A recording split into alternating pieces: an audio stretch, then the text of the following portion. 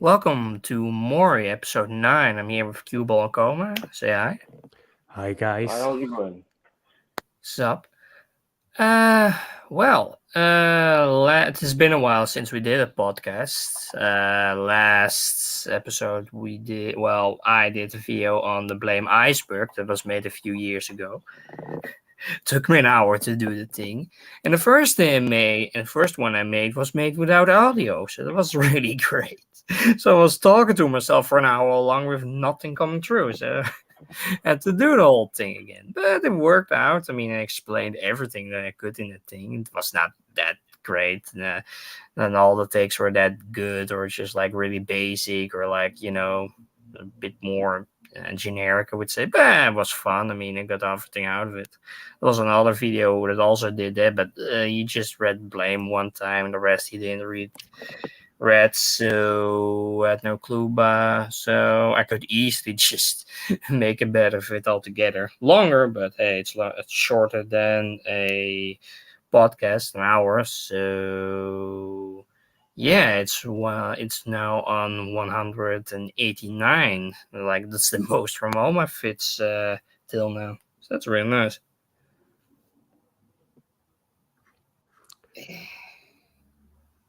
How's your day been, Coma? Boring day. Pretty uneventful. I installed a PCA Wi-Fi card on my PC, so I have a Wi-Fi on my desktop. Okay, nice, Yeah, nice. that's all. On Okay. Sunday, you just chill out for the most part. Yeah, What it was about you pretty guys? warm. Yeah, I mean, it was pretty warm here. It was like 30 degrees out all day, so that was a Don't tell, challenge. don't tell me. Here in Italy, and especially where I live, it's very, very hot right now, and Oh, it's fuck. going to become even worse. Oh, how much is there? Uh, I don't like. I'm not keeping up with. It's warm, and that's It's about warm. it. I can tell you like in a second. Uh, 28 degrees, Yeah, fuck. Yeah, 27, 28. It's yeah. bearable because it can be worse than this, but Oh, yeah. it's starting to feel That's like it. summer. It's starting to feel like summer, definitely. Yeah, it's close by. How were you doing, cue ball? Well, this place is alternating between boiling hell and well, right now is you know, it's flooding. So Oh, I think the weather need like I don't know, like a Xanax or something, because it's one or the other. You know, some yeah. and Yeah, for in between. Yeah. for extra irony, a lot of times when they have flood in the road, we don't have water in the pipe. I don't know. Ooh. I swear to God that it's time this. They look and they see, how do we screw with these people? You know, it's Uh-huh. crazy sometimes, yeah. But yeah, it feels like 40, but that can't be right. But it definitely feels like it. Yeah. I mean, here's it always in between everything, really, because it's like a really mild climate, not much going on. Like normal days, it's like 50, 16 degrees or something, or maybe a bit higher. Summers, normal Dutch summers are like, I don't know, 25, 23 degrees or something like that. Rain too, so yeah, it's a normal summer, but the last couple of years, it's been also pretty hot, 30 degrees for a few days, and then it's 25 and goes on like that, and like droughts constantly. So farming has been a challenge for a lot of farmers here. So yeah, that's the thing. And about an hour ago, I've been to the second into no Across the Spider Verse movie, like the second movie from Into the Spider Verse. If you ever seen those or one of the movies, it's pretty good animation. Like I think about Mind Game a lot, like with the animation going nuts all the time. But this is one is it's not 1 to 11 constantly like in Mind Game, but it's pretty good altogether. And plot wise, it's also not too extensive, but if you read the comics, then you have a bit more of an idea or what's gonna come or how stuff is gonna go or how characters are like. So yeah, it's been pretty good. It's pretty good music, pretty good animation, going all the way with that. So it gets way more interesting than your normal movies, I guess, in a Marvel universe. Well, like it's never really normal, but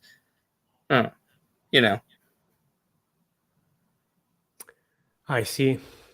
Yeah, well, I'm glad that they trying some more experimental things. I think that is well, I mean, I'm just glad because I hope it means that eventually there'll be more hand drawn back in the cinema. Because I mean, sometimes I think that it's like a roundabout way that they're doing things. Oh, gee, how do they're always talking about how they go through all these great pains to make it look drawn. But drawing looks like drawn. So it's like why doing this? Right, I mean, just making CGI and just call it a day. Yeah, well, or just draw it. Because like I see that they have like characters in there that are drawn. Like they are 2D. I think the Punk Spider-Man was 2D. Yeah, mostly 2D. Yeah. Right?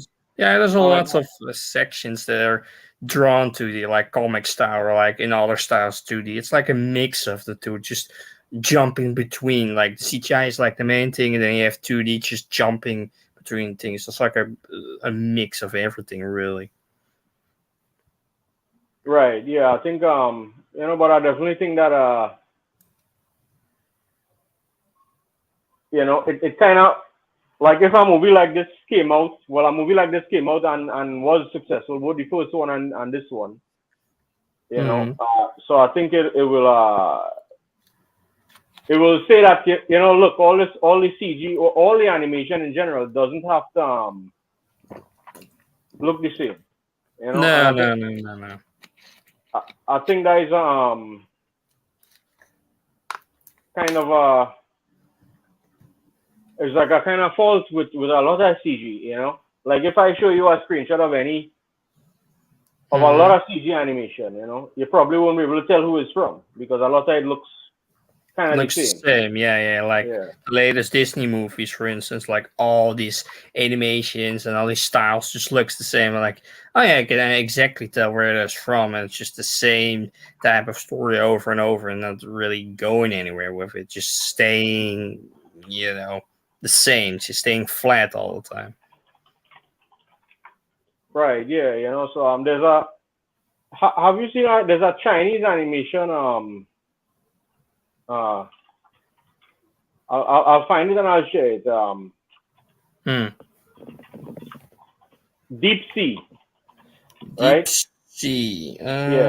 Deep Sea Chinese animation, right? And it really has like a unique look to it. And I don't know, maybe Spider-Verse kind of inspired them and made them think, hey, look, we could do anything, we could do so many things, like even even like a lot of Studio 4C stuff. A lot of their stuff looks so unusual, and a lot of times it's easy to forget that, animation could be like all different kinds of things, it doesn't have to be one style, one thing all the time. It can be multiple styles. Also hyper polished, like not to say that their thing is unpolished, but I mean I think you get what I say, like they have like Tekken King Creed had like a lot of, and all those studios things, especially Mind Game. Yeah. They're not always totally on model. But it's in a way it's more interesting that way, like a guy, and and especially Tekken King Creed, that's always interesting because you had these hyper detailed backgrounds, and then you had these kind of, I don't want to say flat, but it's almost like you think it wouldn't work. Like if I described it, you would think this is not gonna work. But Yeah. it definitely works. It's Mhm. like an interesting, incongruous thing, and it's the same thing. Well, a similar thing with Spider Verse. You know, Mhm. it's like Mhm. like yeah, like one of the advantages with CG was that you could kind of easily just have everything at 24 frames or 30 frames just by flipping a switch. And here, Spider Verse is actually doing things in twos and sometimes threes, kind of for Mhm. the impact, if you know what I mean. Like, Yeah. Yeah, some scenes just feel different than others. Just some films are like just quick all the time, and others ones are just them talking, and she's just painted backgrounds all the time, just to set a mood or just have this glitch effect on characters that are in another universe are slowly dying, and just everything changes around them because it's not from their universe. So you just have this mix of different things, and yeah, it goes all kinds of ways. And I'm also seeing this movie now, like yeah, there's a lot of different stuff going on, of different ideas, styles, just going in between. Like I said, like Mind Game, that's just also going style after style thing. Everything. It was a budget movie, string budget movie, but it just goes on and on and on. Just pick up the next artist for all these sections. It's just throwing together this whole movie, and it's like kind of like that, but it's like a bit toned down, just a bit more normal scenes and a bit more going slow and just, yeah. But I can see what you mean. Yeah, I mean. And plot wise, it was pretty good. It was not like it's a Marvel movie. Obviously, it's not like it's really going all the way with its plot or something. It was like a simple one, like just a classic Spider-Man story, but then just alternate from a different Spider to from a different universe bites him, then goes to a universe with different Spider-Mans and just goes from there and just goes from point B to point B to point A and just explaining a lot of different plot points of like how the characters became what you did know in movie one. That's only, I mean, min point I would say about the movie is like it gets all this build up, build up to a certain climax, and then it just stops. And like, oh yeah, you see this in the next movie. I'm like, why? Just give me the next climax, obviously.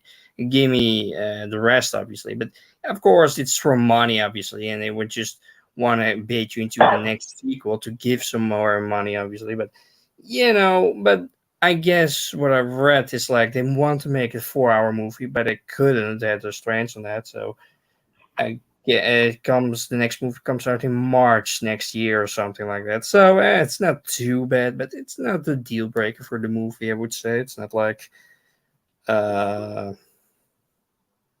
yeah that you can't watch it or anything. Oh yeah, spoiler territory, obviously, but I'm a bit too late for that. But lots of people have seen it now, so eh. well, you mentioned the budget. Also that is a thing that I think that exploring different styles, and I don't want to say allowing different styles, but it's kind of sad that you have to see uh, Mhm. uh, a mainstream show do it before um before anybody else feels brave enough to do it. It would seem. Well, Yeah, yeah, yeah. Japan is a totally different thing. So I think they were doing like a lot of experiment. Well, they have been doing experimental stuff for decades. I mean, Oh even yeah. before the OVAs, but especially during then, you saw things that I think the 90s OVA era, you saw things you would never see again. No, I no, think, no, no. Of course, of course, of course, of Not course. anymore, yeah. unfortunately for us.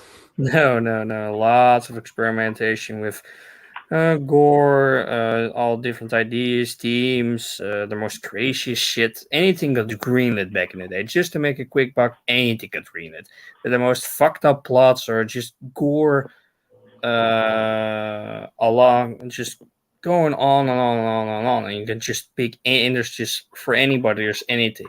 Of course, there's also like OVAs that are not that special or not that interesting, or just have a few interesting ideas of good animations or etc. etc. etc. But it's just explored a lot more than it does nowadays. Really, like a few shows. I mean, for us to have a show with science fiction, we literally need to have a popular game, make an animation for it, like Cyberpunk. Cyberpunk was obviously still good because Studio Trigger, so they know what they're doing, and really pops makes it elevates the whole game and even save the game like Cyberpunk. But it's still from a game. You still need to show.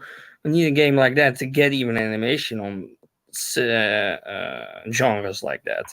That's kind of sad that we only have that, but yeah, and obviously you need nowadays a big studio to get anything going, to get more interesting stuff and movies going on, like Puss in Boots, for instance. Like last year, it did also a lot of its own style and own things. It tried to be more experimental, tries to be more like Spider Verse, and tries more different things. So hopefully we get more interesting stuff and more interesting animations in the future than just your plain Disney movies, Pixar, etc., etc., etc. that you've seen 1,000 times at this point.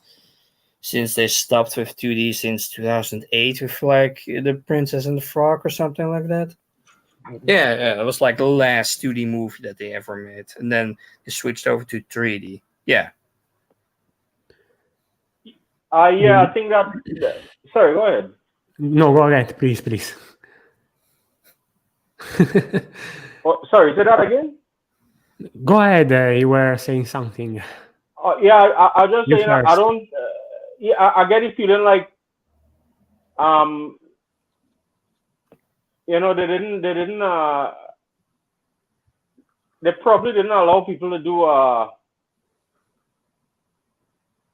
entirely what they wanted. If that makes sense. I get the feeling like they say, okay, they're going back to traditional, and so we have to have the most traditional kind of story. If that makes sense. So maybe just going back to its roots, basically. right, but I mean, is that the kind of thing that might bring people to the cinema? I'm not sure. I mean, I liked it, but it's not. I don't. I think there's directions that animation could go that Disney would not allow them to go.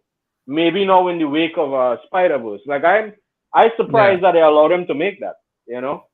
It's just so sudden and it just jumps up and like, oh yeah, we're gonna just go our own separate ways and just go and all out of this stuff and not be afraid what it might turn out. Maybe people like it, maybe people don't like, but obviously they have experience with it, like with their other movies. But yeah, I mean, yeah.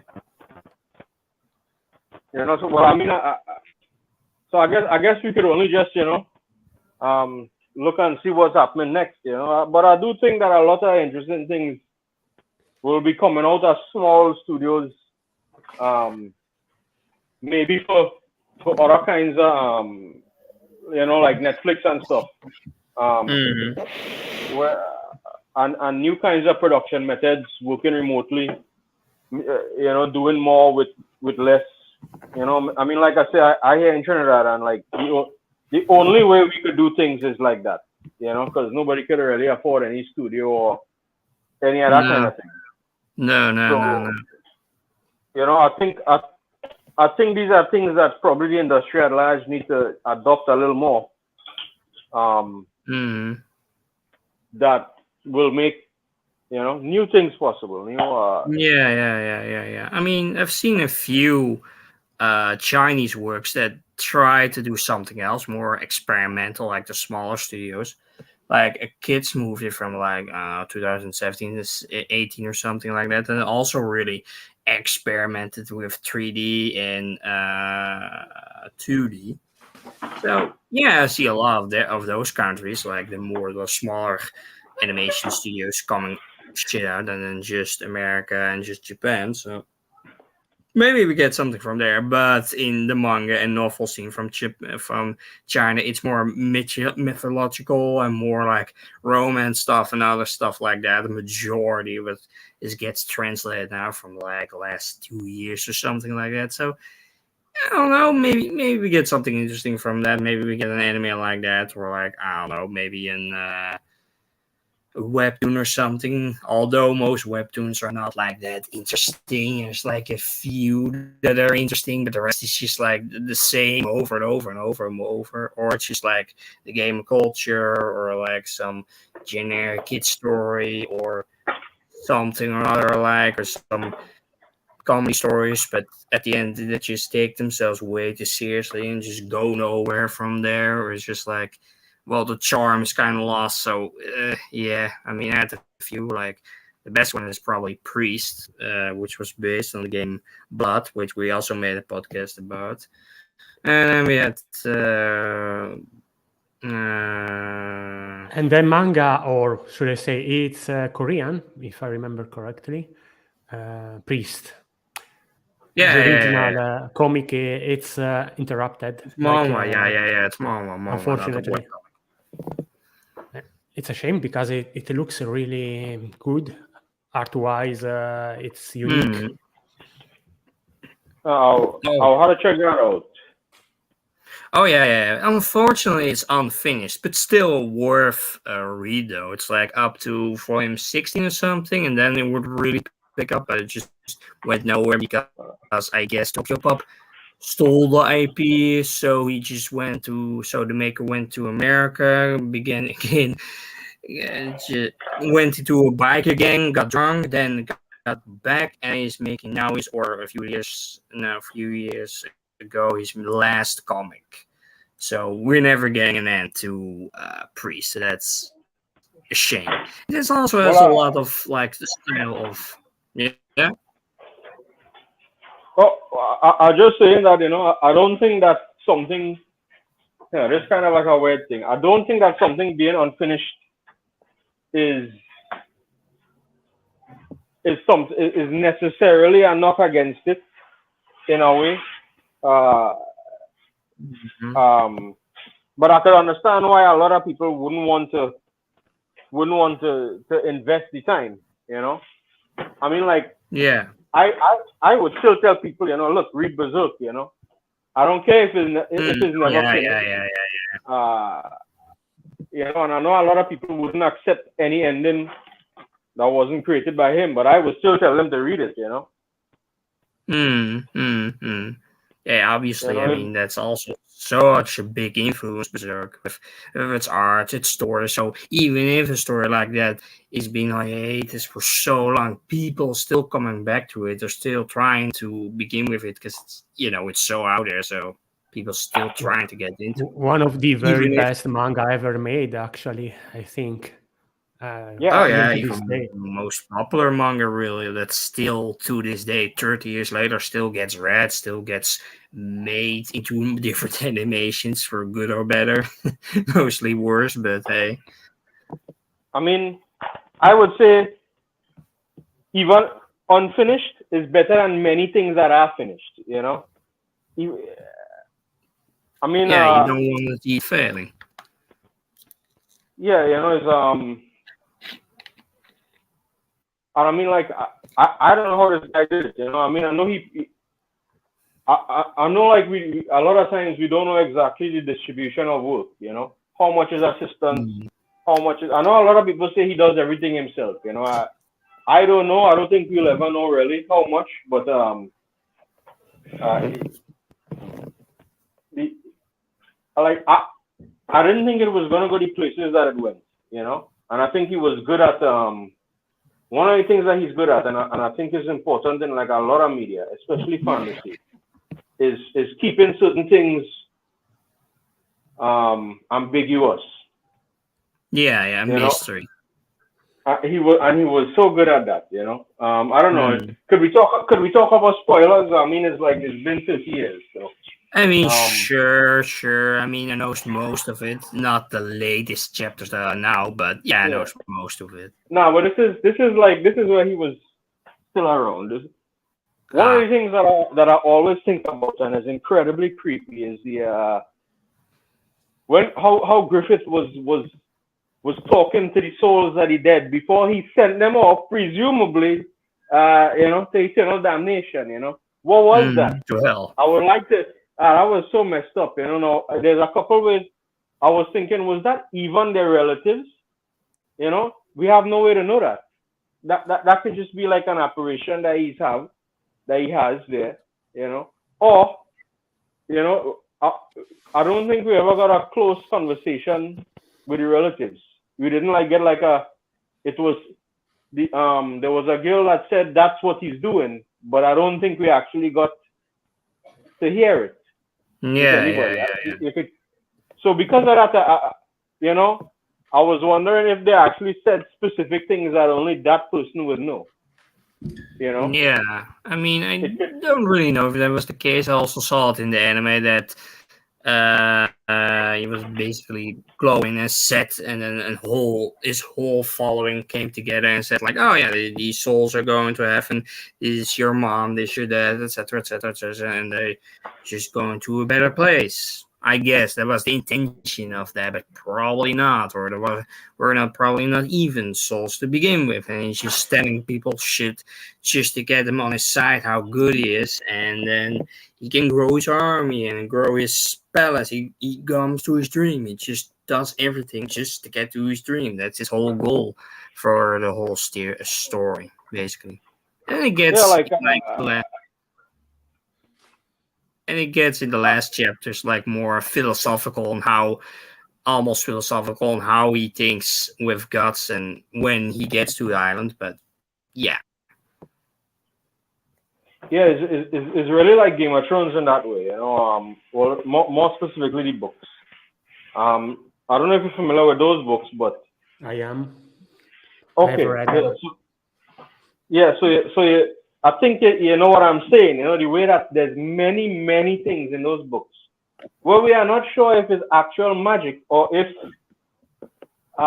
it's some sleight of hand or and a lot of times is recollections of people, and so we are not sure if there's a reliable narrator. I find that so interesting because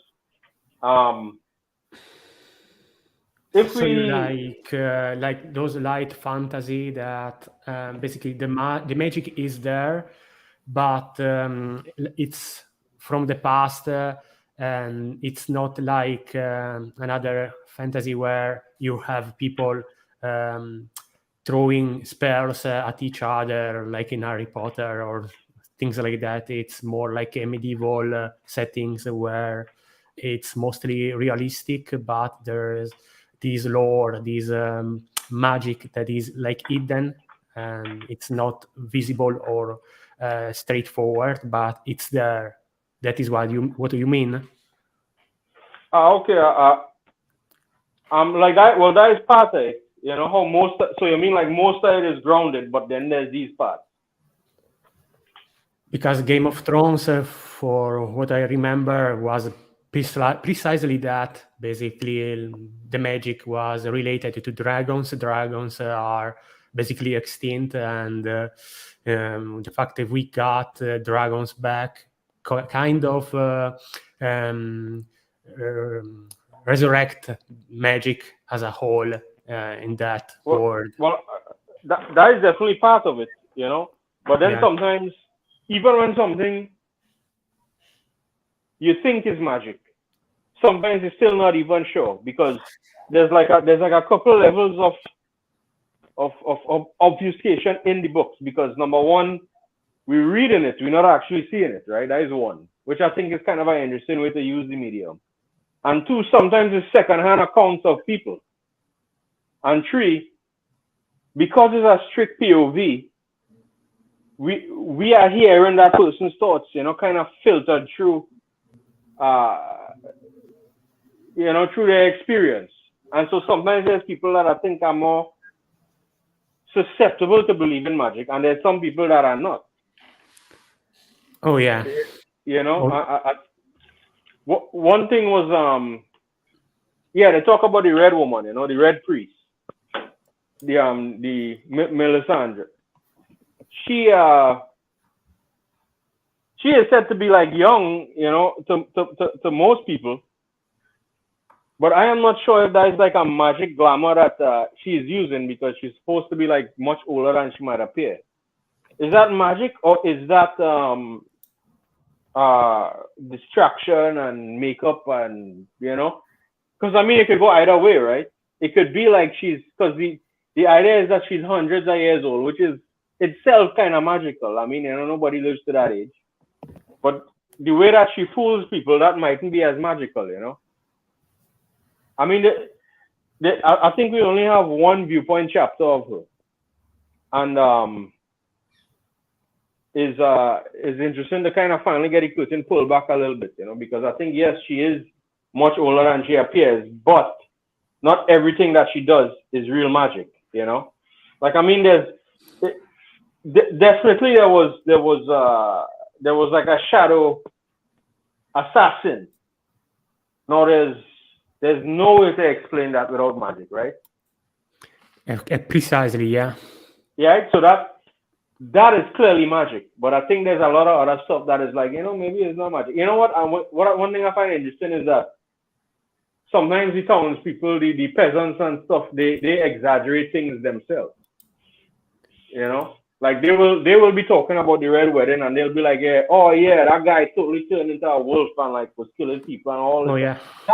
That didn't happen, But in a world like this, that could probably happen.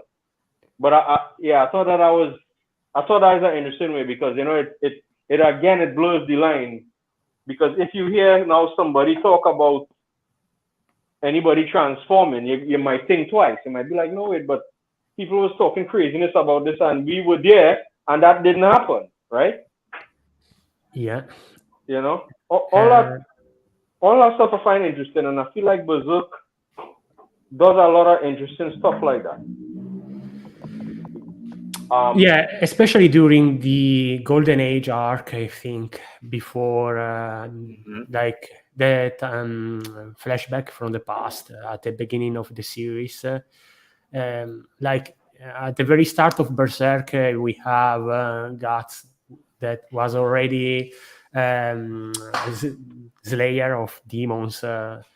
Basically, the first chapter is him fucking with a monster and then shooting her with a cannon. Yeah, that was crazy. Yes. But then, right. Like, I don't know if you have watched the anime, the 19th anime adaptation of Berserk. Yeah. Like that one starts with the Golden Age of Berserk. So it skipped the first part of the manga and went directly with the Golden Age. And apart from the ending, which is the Eclipse arc, someone would think it's almost without magic, apart from the Baglit thing, which is dependent Griffiths were.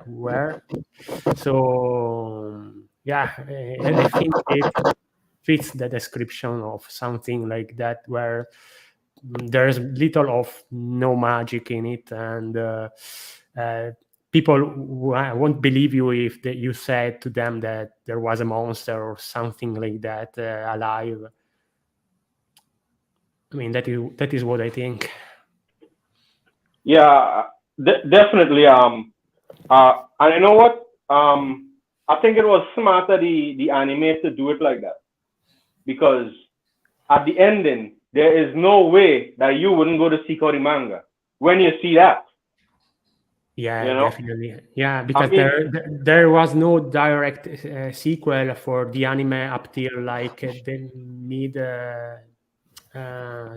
2010s, I think. 2017. 2017, yeah. So it's a long time. If you haven't read the manga, you have been without any follow-up for more than a decade, basically. Yeah, I mean, it's the only thing that anime did well. That just come past the Golden Age arc and went on, but the production was awful, so it didn't go anywhere. I also saw a video on like the first chapter when he fucks the demon. That was more like just to get his. He just did it because he wanted to murder somebody. He wanted to murder the demon just so he get to bail it.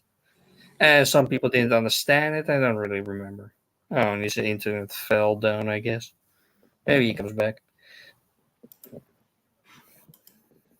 All right, unfortunately. So, have you read something recently? Just to change the topic. If I read something. He's back.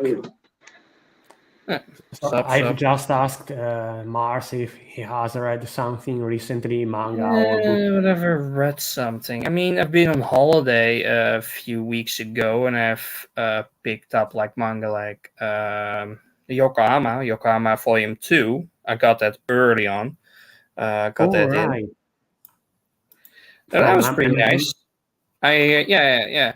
Well, it was from an other side, I think, because Book Stories went out of business, so I had to order it from another side. But yeah, I guess they mostly fixed the black and white ratio in the manga, so it doesn't look like a lot of the panels, a lot of pages. It's just the details are just gone. So I guess they just fixed that. I mean, for collectors, they probably still want the original Volume 1 where it was like that, just to have goddamn everything, but it doesn't really matter all that much. But yeah, I still have to read the majority of it, so yeah, that's what I did. And Hakume and Mikuchi, and like a slice of life manga, like a bit of an Yokohama-esque Mushishi type deal, but more chibi style, I would say. Also, really great art, by the way. Read that. More if I read. Yeah. Newest One Punch Man. Yeah.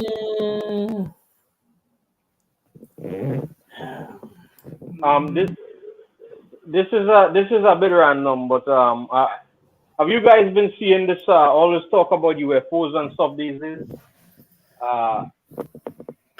UFOs. Well, I've seen a video on like from a YouTuber that was talking about somebody, and UFO enthusiast that was radioing in on an secret base, a secret flying base, a secret base for aircrafts, and he was tasked just to gaslight the guy on thinking it was aliens, not, and so that he didn't uncover some secrets from the base, from radio and telescope and etc. So he almost destroyed the guy's life by just telling him that for a long time, just that not to get the secrets to get out. What was the video again? What do you think personally? You think is nonsense? I mean, you think is, like, I think of it like it could be a little bit hard to imagine that creatures that could fly through interstellar space would reach here to accidentally crash. That is one way to think about it. I don't know what you guys think. I mean, some stories are like bullshit, and you just get it from a second-hand, from a second guy or a fourth guy, and just tell the story, but just get stuff get just filled in to make it more interesting or to get a difference. So a lot of the stuff is probably not real, and maybe some instances are real. There's like a diary from like the 19th century or something, before photographs were really a thing, and he described an encounter with an alien that landed in his property, like a big property he had, in some kind of metal tube that was land on Earth, and that he had his whole encounter with it. And yeah, people think that's genuine because, well, there was not really a real big craze for aliens or whatnot. So yeah, we were interested in that back in the day. So yeah, that's the thing. I mean, some stories are like first-hand stories are a bit more credible, or has a bit more stuff going on than just like from some storybook or another stuff or a novel or whatnot that people made and says something, oh, it's based on a true story, yeah, from the second or third guy, and it just doesn't go anywhere really. And the video is from OKI Weird Stories, and there was as a bunch of these videos that he goes into investigating cults and other stuff, or supernatural, or aliens, for instance. All right. As for me, I have read a few things during those last couple of weeks. The first thing that I wanted to finish was Girl from the Other Side from Nagabe. I think you guys are familiar with it. Really nice manga. Not a masterpiece as far as I'm concerned, but very, very well done and interesting. And the art is peculiar. Like in some instances, you wouldn't think of it like a manga. It looks like a European comic more than a manga. Yeah, more like a 19th century fairy tale style type of deal. Yeah, the first part is more fairy tale like, but as the plot develops, it's more like a drama story about the life of this person that was cursed by someone. I don't want to talk too deep about it because I don't want to spoil anyone who hasn't Well, read I it. already have the whole set basically, so I already know. I guess what's I going on. don't know. I don't know Qbhall if he has Oh read yeah, it. yeah. I read it. You know, I mean, I liked it, but one of the things I had some trouble working out the rules of the world. You know, because I get the feeling that it wasn't entirely consistent all the time. If that makes Like sense. I don't know people if forgetting their stuff, but just remaining human, although they just changed into these beasts, and other ones just keep those memories for so long, and then just turn into yeah, trees eventually, and others just turn immediately in a few days into a tree, like the right, grandma. yeah, stuff like that. You know, like I mean, I understand like a lot of people make it up as they go along, but like I think you know, Miura was kind of the master at that. Like I am not sure that he knew how far he would be how long he would be working on this thing, you know. So I think he may have written it in a way where it could have ended earlier then, if that makes sense. Yeah. And I think that is similar to Girl from the Other Side. I'm not sure how far he knew it was gonna take, how far he was gonna take it. So he may have been kind of playing kind of loose with the rules. I'm not sure, you know, or maybe I'm thinking about it too much. You know, I'm not sure about that either. But yeah, there's a lot of interesting. Like there was one thing that I thought was interesting. Like this guy loses a leg, and like I think he only has one leg for the rest of the Yeah. Like in the last volumes, it's like that. Yeah. You know, I thought I was kind of interesting. I was like, oh well, this guy's like magic is gonna be back in the next chapter, right? You know, somehow. But no, he just keeps it because he was already deteriorating. So yeah, so it doesn't really grow back. It just stays that way. Only thing is he just doesn't feel anything. So he just comes by. Like one of his horns also gets cut off, and he doesn't feel anything from it. He doesn't feel cold. He doesn't feel warmth. He doesn't feel anything. Even himself, basically.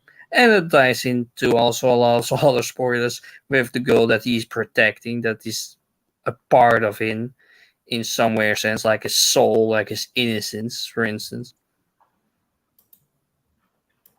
Yeah, you know, but yeah, I definitely did like the art, you know, throughout. Oh, I did see the animation. Yeah. The OV. Yeah, I thought that was interesting. You know what? In a way, I think it might be. I don't want to say it's better than anything, but because it's shorter, you don't get as much time to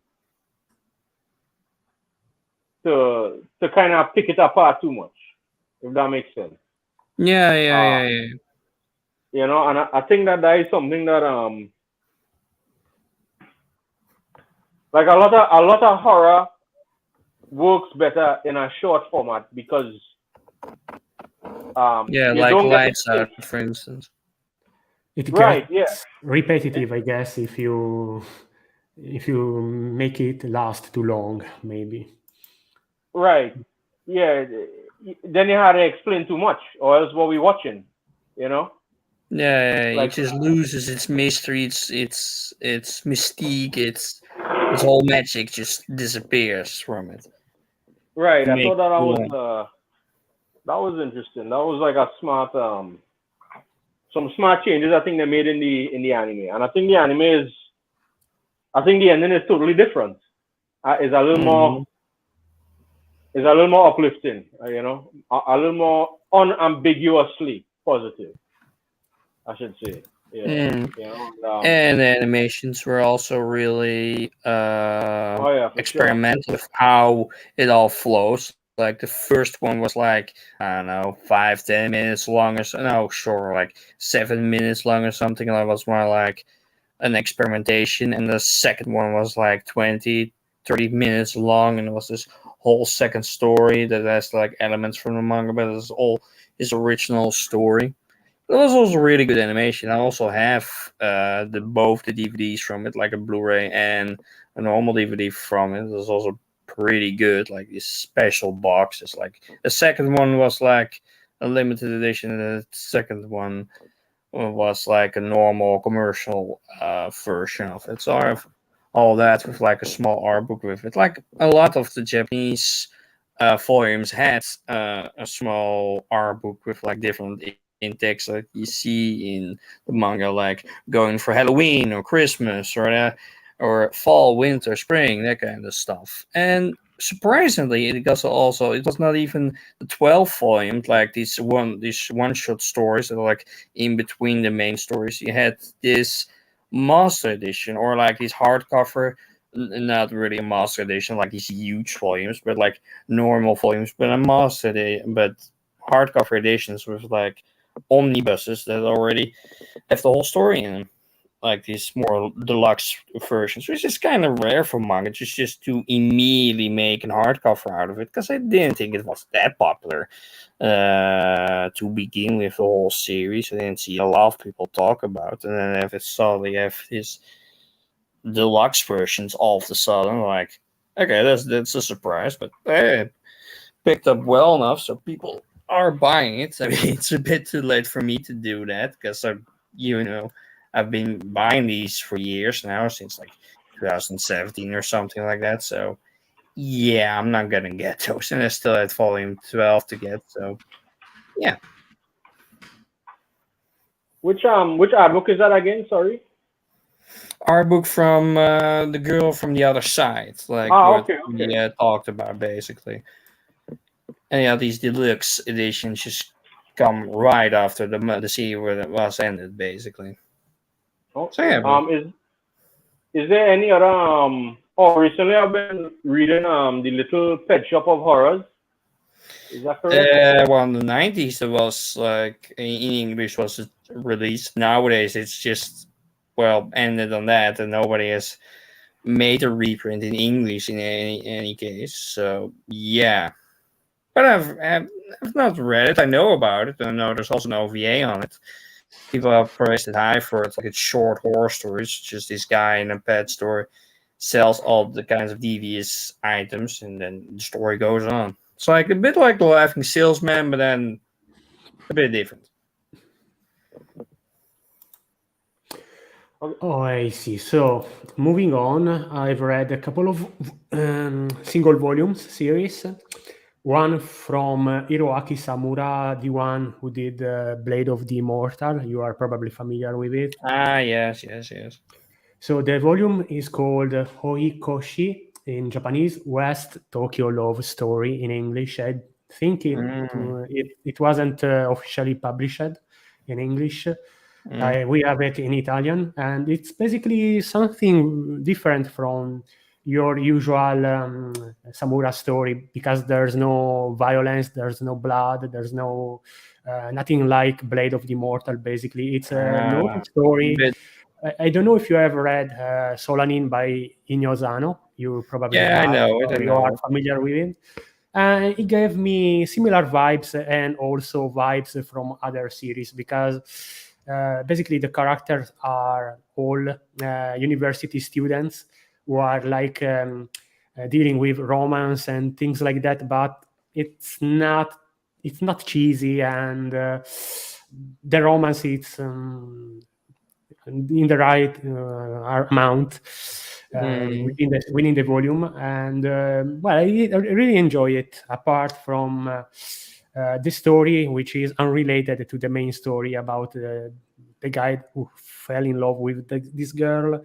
The story about this comic book artist who basically lost her position within the magazine and ended up doing all sorts of things in order to survive.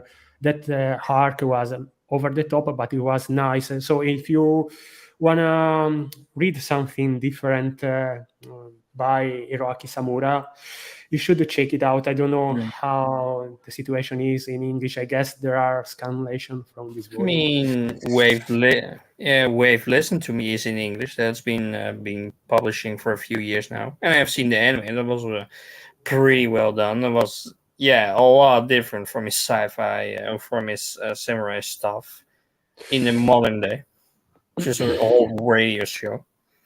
All right, yeah. And another volume that I've read is Kazutoro Shiki by Shintaro Kago.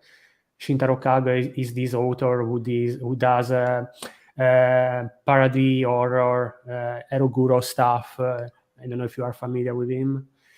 Stories that are like really weird, to say the least.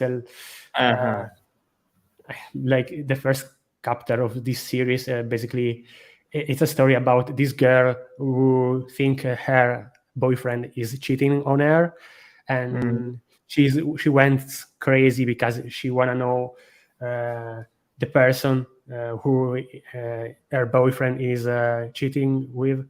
And basically, in that chapter, they look for the shape of the mouth of the girls, because the shape changes depending on the size of their boyfriends. You understand? Yeah. So it's every girl has the shape of her mouth different, and they go around looking for whoever has the same shape as. And this is only the first chapter, but the whole volume is pretty much this way. And I don't know if you have the chance to try it out. It's weird, perverted humor, and I really like it. It was something different from what I usually read. Okay. Have you read anything by Shintaro Kago or? Oh yeah, Kago. Yeah. I know. I have like Dimension 21, Love Gun. I read a few stories. Oh yeah, and I have also from Italy, Day of the Flying Head. Yeah, Day of the Flying Head is also completely without text. You can also find it in Italy, so you can the one published by Olof Press, maybe. I see. So it's also really bizarre stories, but it has like a more message from society and how, like in Dimension 21, it's all about like taking care of elderly people and just going through that whole process basically, but then just the most bizarre way, gore, whatnot. Yeah, going to 11 basically. In all his stories, everything goes to 11, but it has a message in it. But it's pretty interesting stuff. I'm looking at some screenshots here, and it's it's definitely looking crazy. Is there any? Well, this one thing that I find interesting about some of these Go manga is like these guys are good at normally when you're thinking about drawing anatomy, you're thinking about, the outside of the body. These guys know about the anatomy of the inside of the body. This is a lot of organs and stuff that they're drawing here. It looks pretty accurate to me. I don't know, but yeah. And it always amazes me how many subgenres of anime there are. Like this kind of body horror anime is. There's like a what's the name of it? There's like a guru Eroguro. Oh, Ergo. Yeah, Ergo. Okay. Yeah, there's like a big subset of anime on its own, right? I mean of manga. Yeah, manga like the 70s, 80s had a lot of that stuff going on. A lot of authors wrote stuff like that. That's pretty wild. I could barely watch it, somehow, much less draw it. It's kind of crazy. I mean, yeah, it's a taste. It's a certain taste that most people don't like that stuff. Obviously, that's why you don't never see it again. Majority, like maybe Umes for instance, or Ito, or like some stuff, some animes that do it, but yeah. There's a few hints at it in some of Nihei stuff, like body horror like this, where... Oh, yeah. Biomecha, Blame, Abra does a lot of the body horror stuff that just goes into insanity, basically. Yeah, I know. Is there anything in the vein of the girl from the other side that you guys read? Anything like that? Well, probably the stuff you already know. Like in the same atmosphere, like Yokohama, Mushishi, Akame Mikuchi, something the same kind of atmosphere. Not literally the same style, because there's not a lot of manga that just goes that way. Or like maybe a few manga that have that kind of style, like world, but not really the same kind of flow, I would say. Or Aria, like that kind of stuff. That's that kind of. Aria, yeah, that is one I had to get into. It hasn't kind of caught me yet, but it definitely looks like the kind of thing that would, if that makes sense. Yeah. It's like sometimes there's, I don't know if you guys go through long swaths of time where you're only kind of able to look at one kind of show. Sometimes I just want to see something more positive, because I'm just kind of sick of the negative stuff all the time. So I just want to see some positive stuff. So I just go to that, or just want something from this kind of subgenre. So just read that for a while. But yeah, sometimes. Yeah, so I think you understand what I mean then. It's like there was a time I was looking at, what was it that I read? It might have been YKK, and I only wanted to look at stuff that was in that vein. But one of the things that was the most similar was Girls Glass Door. Which is appropriate, but it's like it's so wildly different. Yeah. And it's obviously also for Blame fans, because the big influence was Blame, so it also works. Obviously, it's the best of both worlds. It's like survival story, but then with cute girls. Like if Blame was cute, basically. Yeah, it's really interesting. It's like it lined up in a weird way.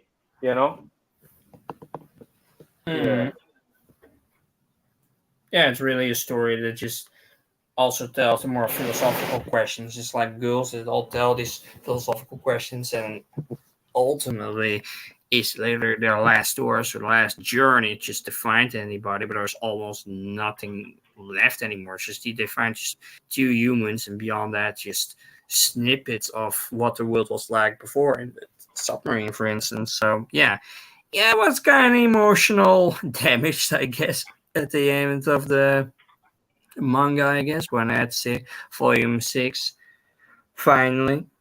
And then after that, you get some anthology stories on like what the girls would have been doing. Is there anything that you guys would say is as haunting? You know?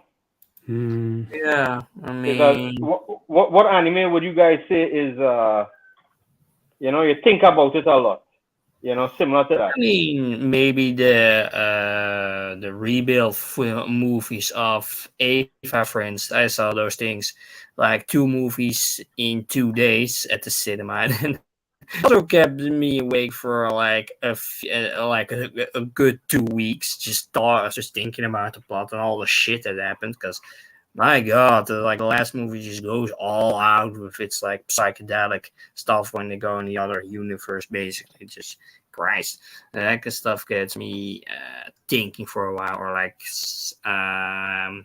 Cyberpunk Edge Runners, like the midpoint of that anime, kept in my brain for a while. Yeah, that kind of stuff just keeps me up thinking for a while. Yeah, that kind of stuff, I would say. Like most manga and anime doesn't really do me much, I guess. Maybe Doro for a small while, I guess. Something like that. But beyond that, no, not really. Majority. Right? Maybe some stories in Mushishi, I guess. Yeah. Oh, that was another one that I found while looking for stuff similar to YKK. Yeah, YKK. Yeah. That is, and that is definitely a good choice. You know,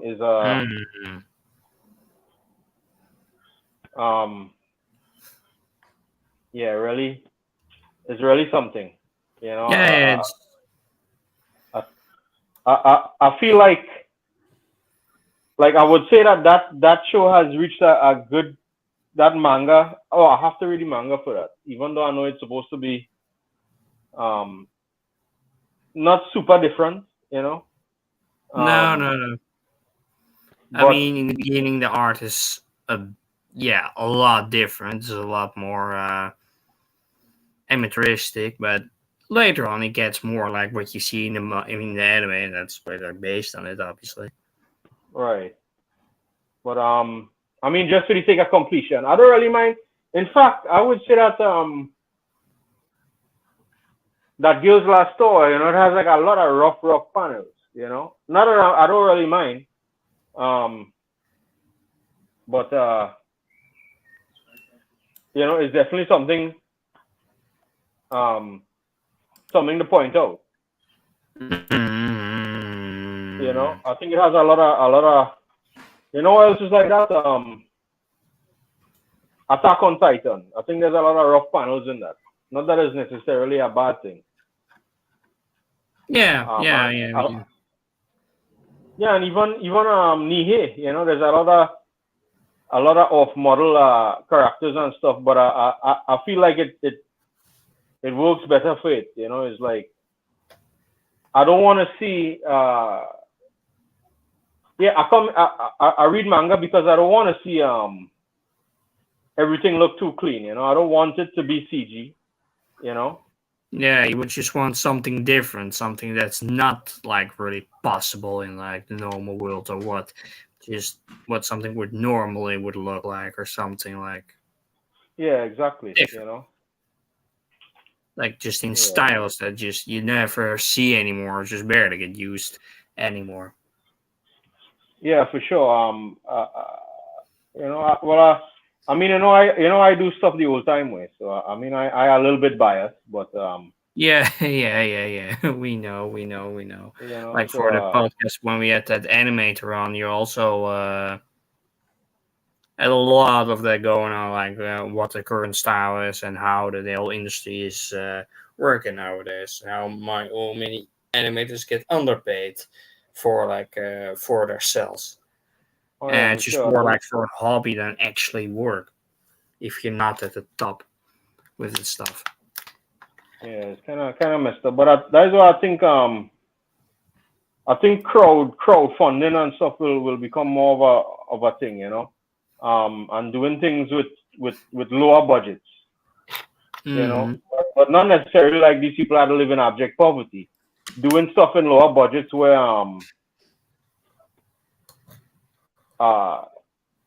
like they could do a lot more with a lot less. You know, if that makes sense. Yeah, I think that is. And you know where the strengths lie and know what to put into it and what to not put into it. Just make it as good as possible as they can with the budget they have and with the team they have, basically. Like Ubisoft did, for instance, like with a short anime, Hearts, for instance, or like what it was called. Or like other anime that also were crowdfunded back in the day, or like music videos, or even were crowdfunded that worked at like the basement of a studio or something like that, and got this whole experimental music video out like a few years ago, I think. I don't know what it was again. Oh, what was it? What was it again? Maybe I can look it up. So. It might take a while, so. All right, no problem. Yeah. Maybe talk about something in the meanwhile. So. Well, what is? Oh, well, I mean, I think half of the world has been playing what is it? Tears of the Kingdom. You know, kind of like a side thing. You know, but I've actually been playing it too. You know. It's you know, not blame related, not really anime related, but I think there's a lot of Ghibli influence in a lot of things that these guys do.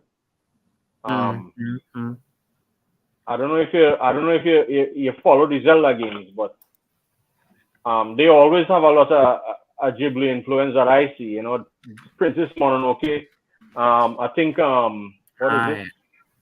This new one is there's a lot of stuff in the sky, so it's definitely influenced by Castle in the Sky.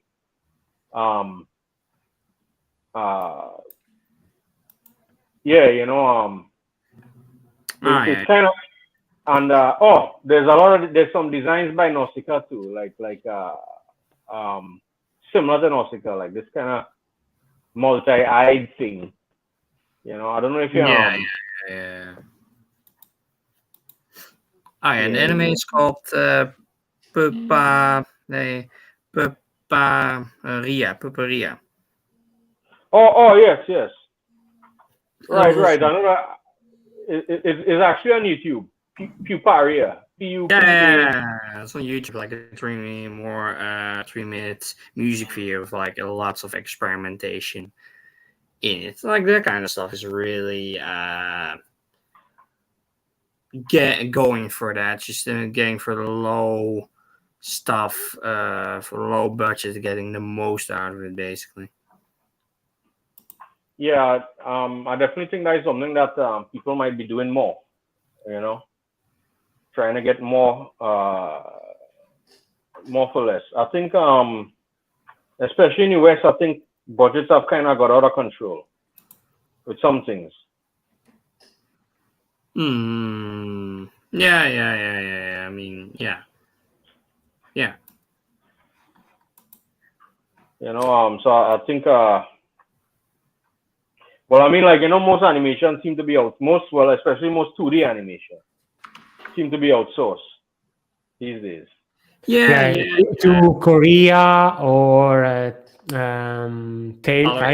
Countries. Yeah. Other Asian countries that are not Japan, basically. Yeah, they just use them to finish a lot of the stuff. And we all know the reality about being an animator in Japan or in general being an animator. It's really tough, and you are starving yourself to death to do that. Yeah, basically. I don't know if things have improved since I last checked, because a few years ago the situation was grim. I really hope so. Yeah, so here it seems like, I mean, but a lot of industries seems like they kind of take advantage of people who are passionate in something and who are willing to do it at almost any cost, you know, and not not cost as in well, yeah, I guess is a cost for them. You know, they're doing it at the cost of their lives and their existence, you know, and their mental well-being, you know. So and yet I think the profits for anime are only going up, right? The amounts of anime just go up, every year. That just gets more stuff gets made. Especially if you have CGI, you can just make a lot more stuff different ways, like Dragon Stampede or Kaina, for instance, or like other animes. Yeah, it's definitely kind of messed up, yeah. But I don't know, maybe I see like some studios kind of going out on their own, like there's like some ex Ghibli guys that have been making studios and stuff. So I don't know, maybe these will be like better places. I don't know, or maybe they'll be worse.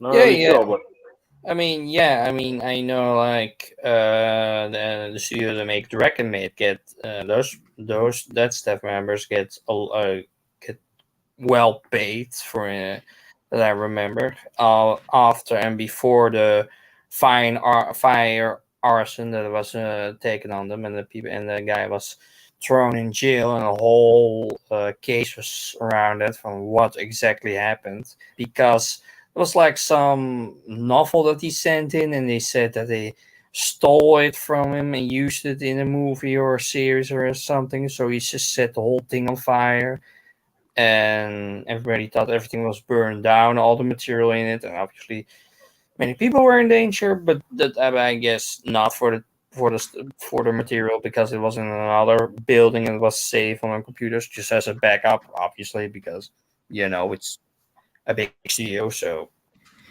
did the guy have any legitimacy to what he was saying?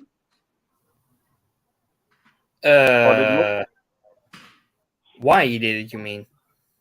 You're right, yeah. Like he gave a reason why he did it. Now I wonder if there was any truth to what he was saying. Not that he should have done that, but no, I mean, I don't think. I mean, the guy was in later examinations. The guy was deranged. Basically, he was not really mental. It was true that he sent in a novel to them, but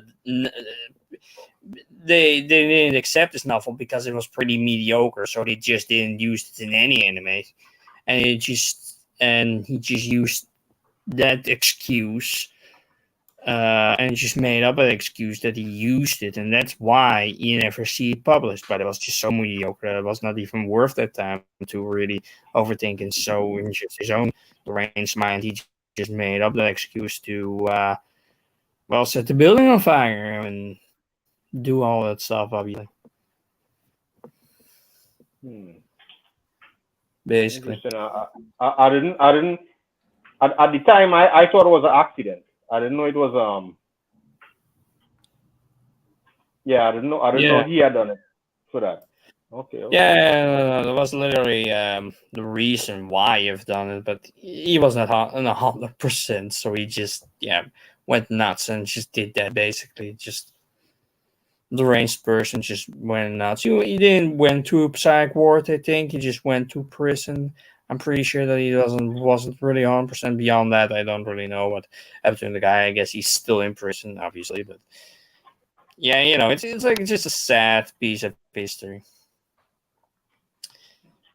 Oh well, other topic. Maybe we're getting a game dev, like maybe a couple of weeks, maybe, like from the game.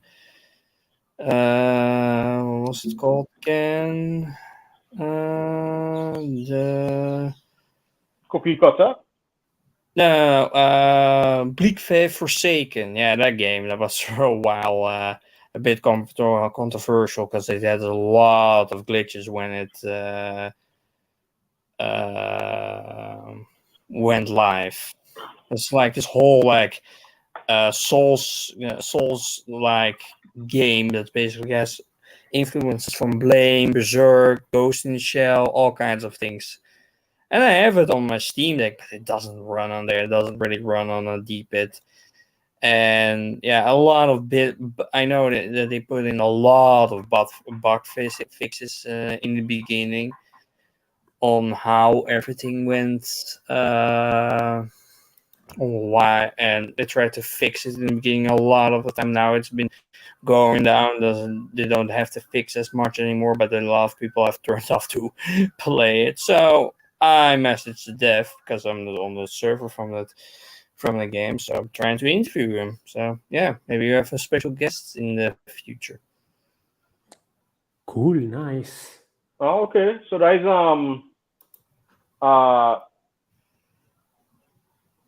so they would they like, well, anyway, I guess I could ask all these questions. I want to know, like, are they pressured to release the game early by the dev? Because a lot of times people say that, not by the dev, by the publisher.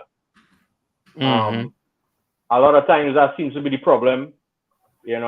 Like no developer wants to release a game early. No.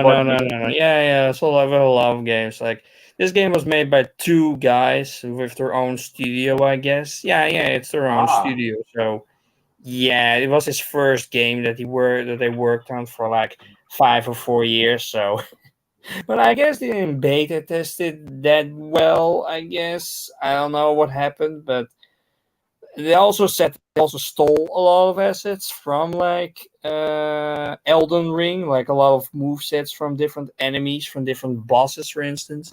But he explained in a couple of posts in the Discord that it was not stolen, and it was just like almost nothing is from the house itself, and also from a library that they taken from, just to give certain enemies movesets. But you can see videos on YouTube that they compare to Elden Ring, and you see different movesets in there. So yeah, it's a lot of stuff is going on in there.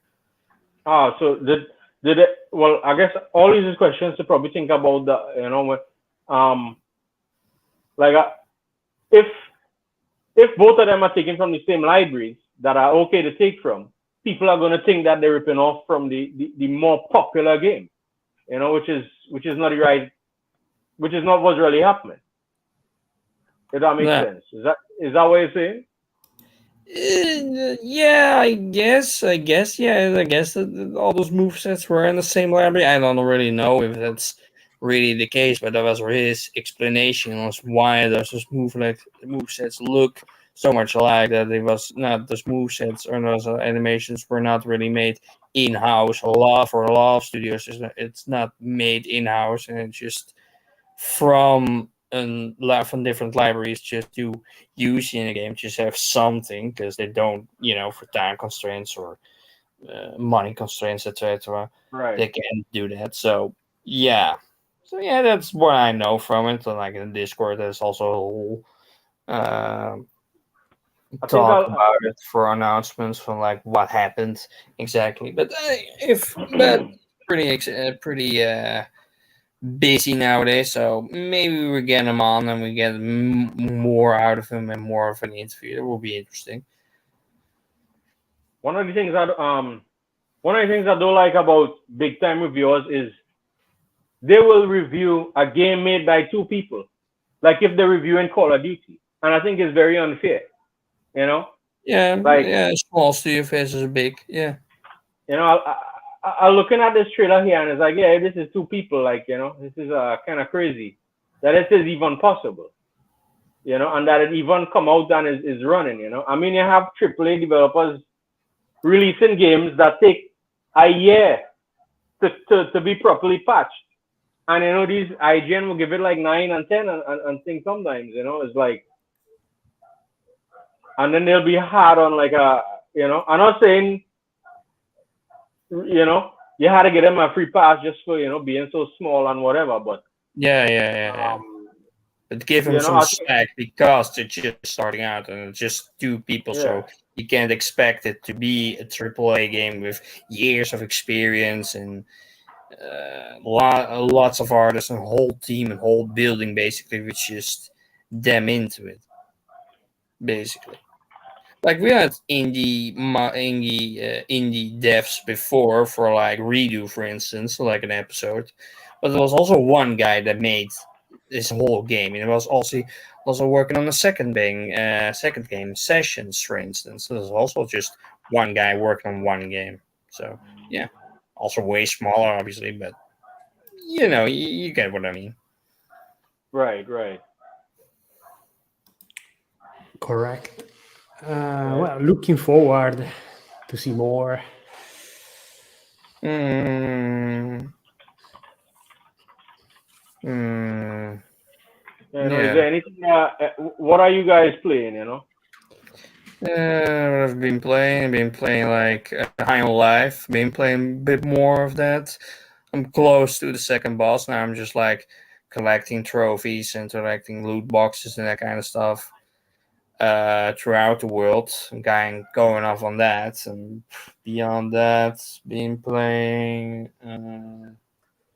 Yeah, what else I've been playing? I kind of like that, and beyond that, just a few OVAs here and there, and then just maybe I want to start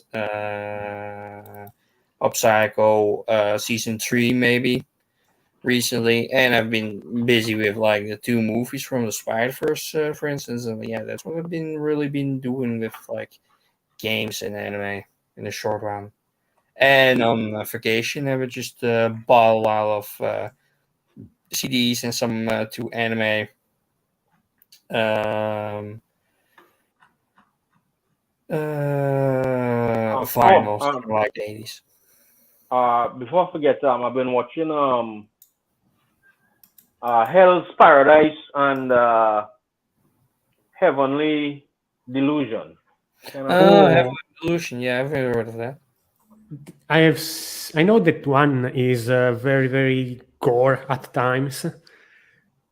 Well, 2 of them. Heavenly Delusion, yeah.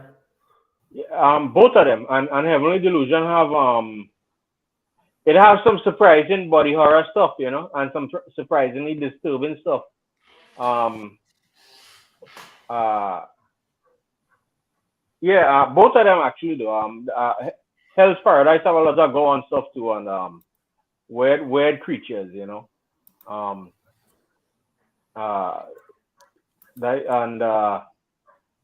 fighting these creatures that are like immortal, and it's like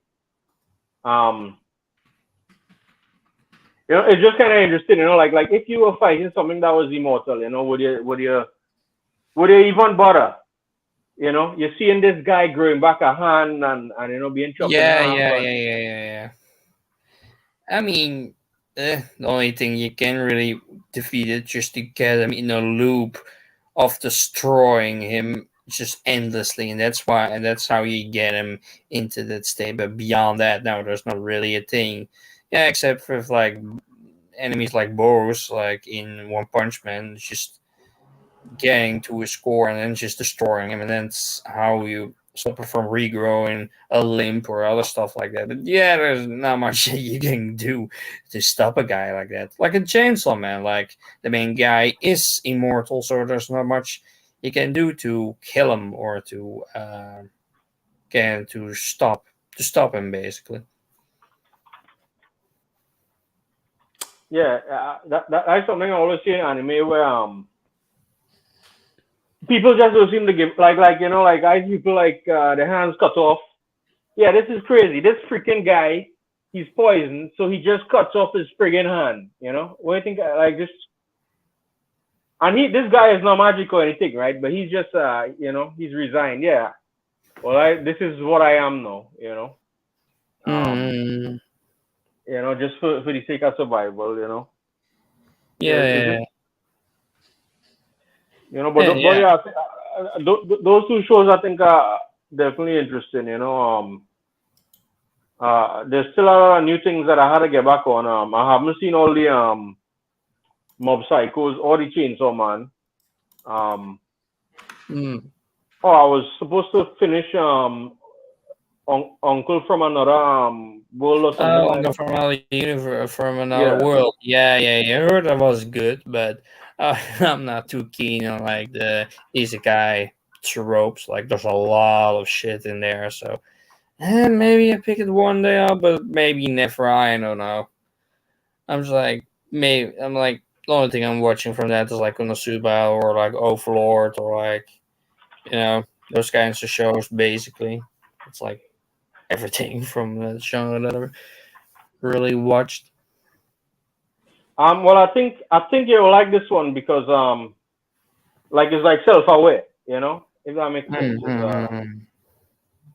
Like Yeah, with its tropes and ideas, and just goes on from thing to thing. Yeah, yeah, he's like back in his normal world, explains what he did in another world to his nephew or something, can still do magic and all that stuff. Yeah. yeah. I think it's interesting. I like it. I like what I've seen of it. Mm, mm, mm. I think uh Interesting. it's not. Yeah, what would you guys say is like the best comedy anime? Because comedy Golden is Boy, not. Oh, that was a really good one. perverted, but man, it's it's really goddamn funny. It's like one of And the the funniest OVAs that I know of, really. and the For budget has to me, be. Yeah, go ahead. Azumanga Daioh. Azumanga Daioh. Oh, Yeah. It's also a really famous one, yeah. that's a classic. I haven't. I haven't seen that. Oh, really? Okay, well, I'll put that on the evergreen list then. Then another one which is immortal is Excel Saga, and Yeah, well, that one. Sorry, go ahead. yeah, that one really famous. It was really famous in the past. Nowadays, I think not many look like it's people don't talk about it anymore like in the past, but it's still a really great anime series. The main comedy, dementia comedy, over the top. Yeah. I, Comedy anime. Was my really. friend actually. Yeah. Grand Blue. Yeah, Grand Blue was really funny. That was really. Oh, I don't know anything about that one. It's the one Grand Blue. about divers. Yeah. People dive. Also perverted, but also really funny with all the gags they deliver and all the references to other shows. Like a really fun shows. That like one season is out of that, and the manga is still running, so it's both is pretty good. Which one is that Grand. one? Hmm? Grand Blue. Grand Blue, you say? Yeah, Grand Blue. Grand Blue is anime first season is 12 episodes, and like the manga is like 25 volumes or something, 27. I don't remember really, but it's been going Okay. on for a while. Is this different from Grand Blue Fantasy? No. It's another thing completely. Doesn't. No. It's They are with not diving related. basically, but it goes very little diving. It's more like sometimes getting drunk or going to sports events or other stuff going on. It's like a group of friends that just goes on different stuff basically. Okay. All right, that is interesting. Like a guy comes with his uncle to this island, gets to this diving club, meets his new friends, and meets them completely naked because he's just completely drunk and all that stuff. But it's pretty funny, and it's also so, some pretty cute girls are in there. Mind if I wait, say? you mean that is not how you meet all your friends? Naked at No. first. I don't mean my friends completely drunk and naked. No, that's not a That thing is they that usually is do. that's like Wednesday. Yeah, I mean, on Oh, my work, I drink a lot more now because I work in a beer brewery. So yeah, we test a lot of our oh beers, yeah. a lot of Damn. special beer we make. Could you say which beer? I don't want to get in trouble if you can't. That is okay. Beer like we have beers like they're like champagne and beer, like in one. Whoa. Yeah, this Oh, is really? one of our best beers, really. And we have an Imperial. There's also a pretty heavy beer, like 8%. We have also like a bock, like basically it's like a fall beer basically, or a fire. Yeah. It's also Dutch name. It's vuurgloed. It's also fire glow. You would say in English. It's also like a really like I don't know, bit spicy beer, a bit warm beer, you would use in the winter. And we also have a saison. It's also like a light beer, and also all these kinds of special beer. So it's pretty good basically. Oh man, that sounds amazing. We might. I Yeah. think we need to have a podcast episode just on stories from the beer factory. Drinking is a big part of the culture here in Trinidad. I don't drink that much actually, but Mm. they have a rum here called punchin. I think it's 75% Oh. alcohol by volume. And I was sitting I was waiting for a friend by a bar. I wasn't drinking. I was drinking a Mm-hmm. coke, and I see this guy. He come with a stout, right?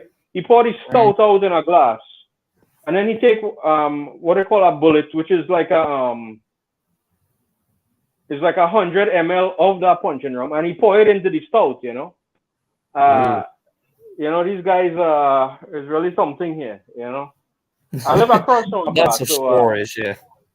yeah, I live across from a bar, so we see, like people get drunk and like chop the water lines. I don't know what is the connection. It's like a weird thing.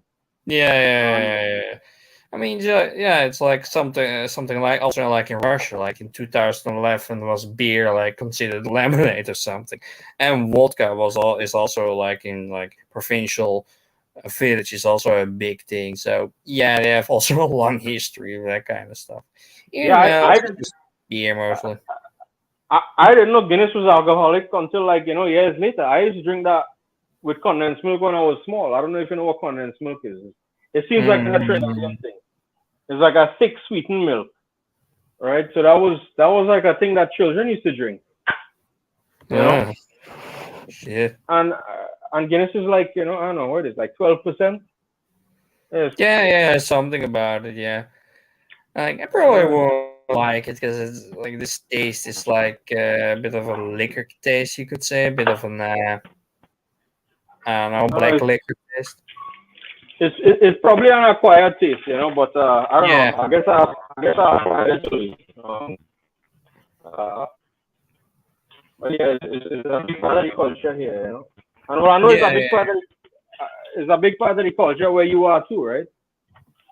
I mean, yeah, kind of. Like, yeah, we like our beer or we like our drinks. Going to pubs is like a thing of ours. Yeah, like in the bigger cities and also smaller villages. It's like every city, every village has a pub, and people go to terraces often, just going outside or like drinking somewhere or partying. Like, yeah. It's also a thing here. Yeah, the drinking Yeah. part. Like in Germany, it's even bigger, obviously, with like the Oktoberfest or like other Oh man. parties, barbecues, that kind of stuff. Obviously, so yeah, it's a big thing here, basically. Yeah. Here's And even like wine, really. Like when I was there, it was just only wine. Like a lot, not a lot of beer. It's like majority, it's just wine. here I think rum is what people like the most. Like Mm. what was it? Pirates of the Caribbean got it right. It's always about rum here. You know. Mm. That is 100% accurate. In fact, I don't think Jack Sparrow was drunk enough. He should be more drunk. Should have been more plastered. Yeah. That is actually inaccurate. That is that is like how these days some people is be like, oh, that is insensitive. That is a stereotype. No, it's actually true. It's actually totally true. Um, Yeah, if I can anything, imagine, obviously. they tone it down. They tone it down. They tone down the alcoholism Yeah, and yeah, yeah. I mean, yeah, they had to have some plot, or some lines, some dialogue, than just lying in the mud and just being just out of their minds, basically. I mean, you can't sell a movie like this just being completely stupid drunk. So yeah, would have been that, funny, yeah, yes, but Yeah, right now we literally have flood in front by us. I'll show you a picture in the server. Where I'm from is a place called Claxton Bay. Claxton Bay is like the Venice of Trinidad, but not in a good way.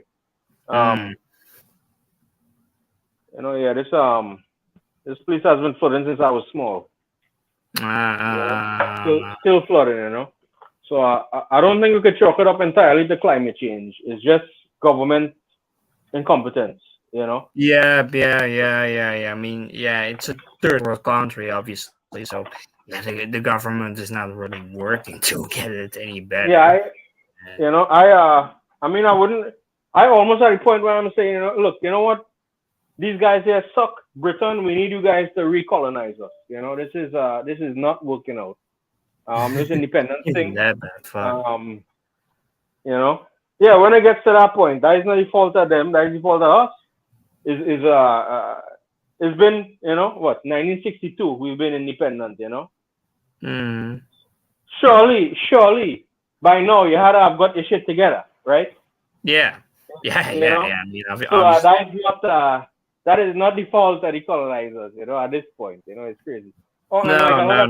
After 60 years, I mean. Yeah, no. A lot of times, right?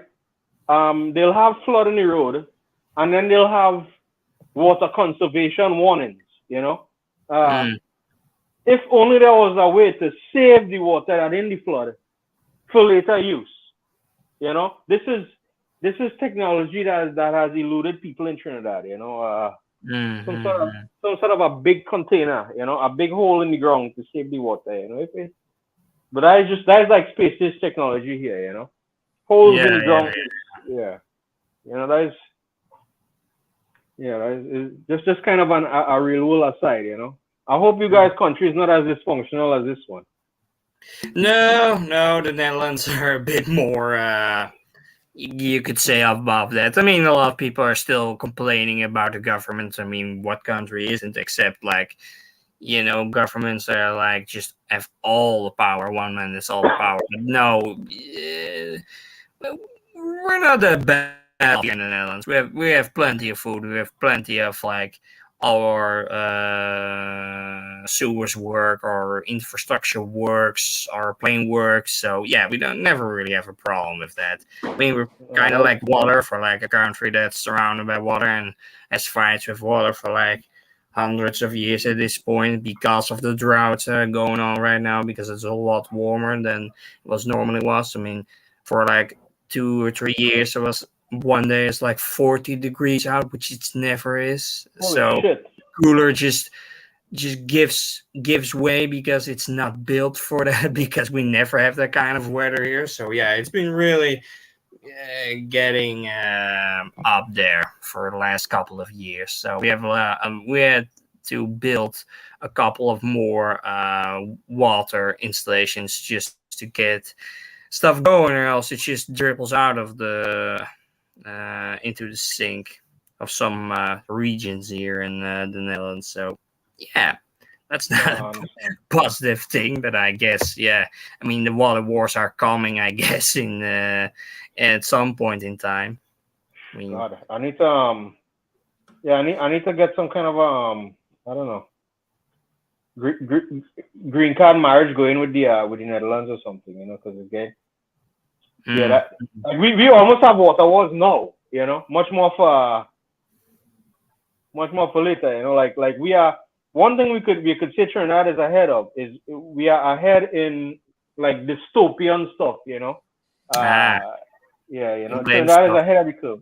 That is why I took so much to blame, It's like, oh, this isn't far-fetched at all, This finally something that I could relate to, Yeah. In some sense, it's kind of funny because in Russia this stuff is not that popular at all, and you have commie blocks everywhere, these just giant structures, just giant beton structures, just everywhere. Built back in the day, and but I guess because of that, they're just not that interested into it. I mean, I found sites and places that talked about it or had some sites, but it's not that common, so that's kind of funny. Right, it's the kind of brutalist architecture, Yeah, lots of it was. Yeah. That is interesting. So like for them brutalist architecture is architecture. That is home. Mm-hmm. So it's not that. I suppose It's not the that architecture. special anymore. You're just used to it.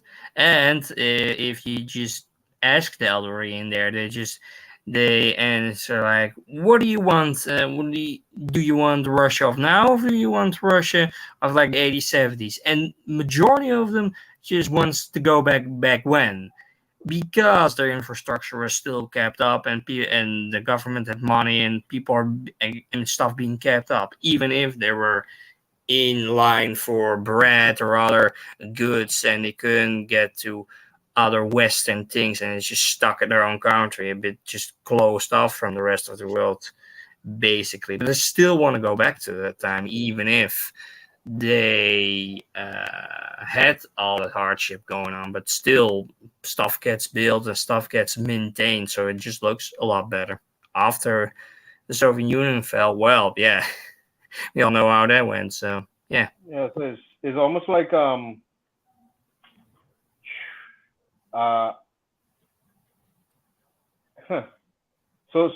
things are so bad now that they will put up with the way that things were worse back then to deal with it. It's really something. Like sometimes people are like that here in Trinidad too. Unfortunately for them, it's impossible to go back into the past as much as they want to. Oh yeah, they have to deal with the situation as it is. Besides, many things they are in a better position now than ever before. For many things, like they criticize European government and things like that, and praise Russia for many things. I don't know. I prefer to stay away from this stuff, actually.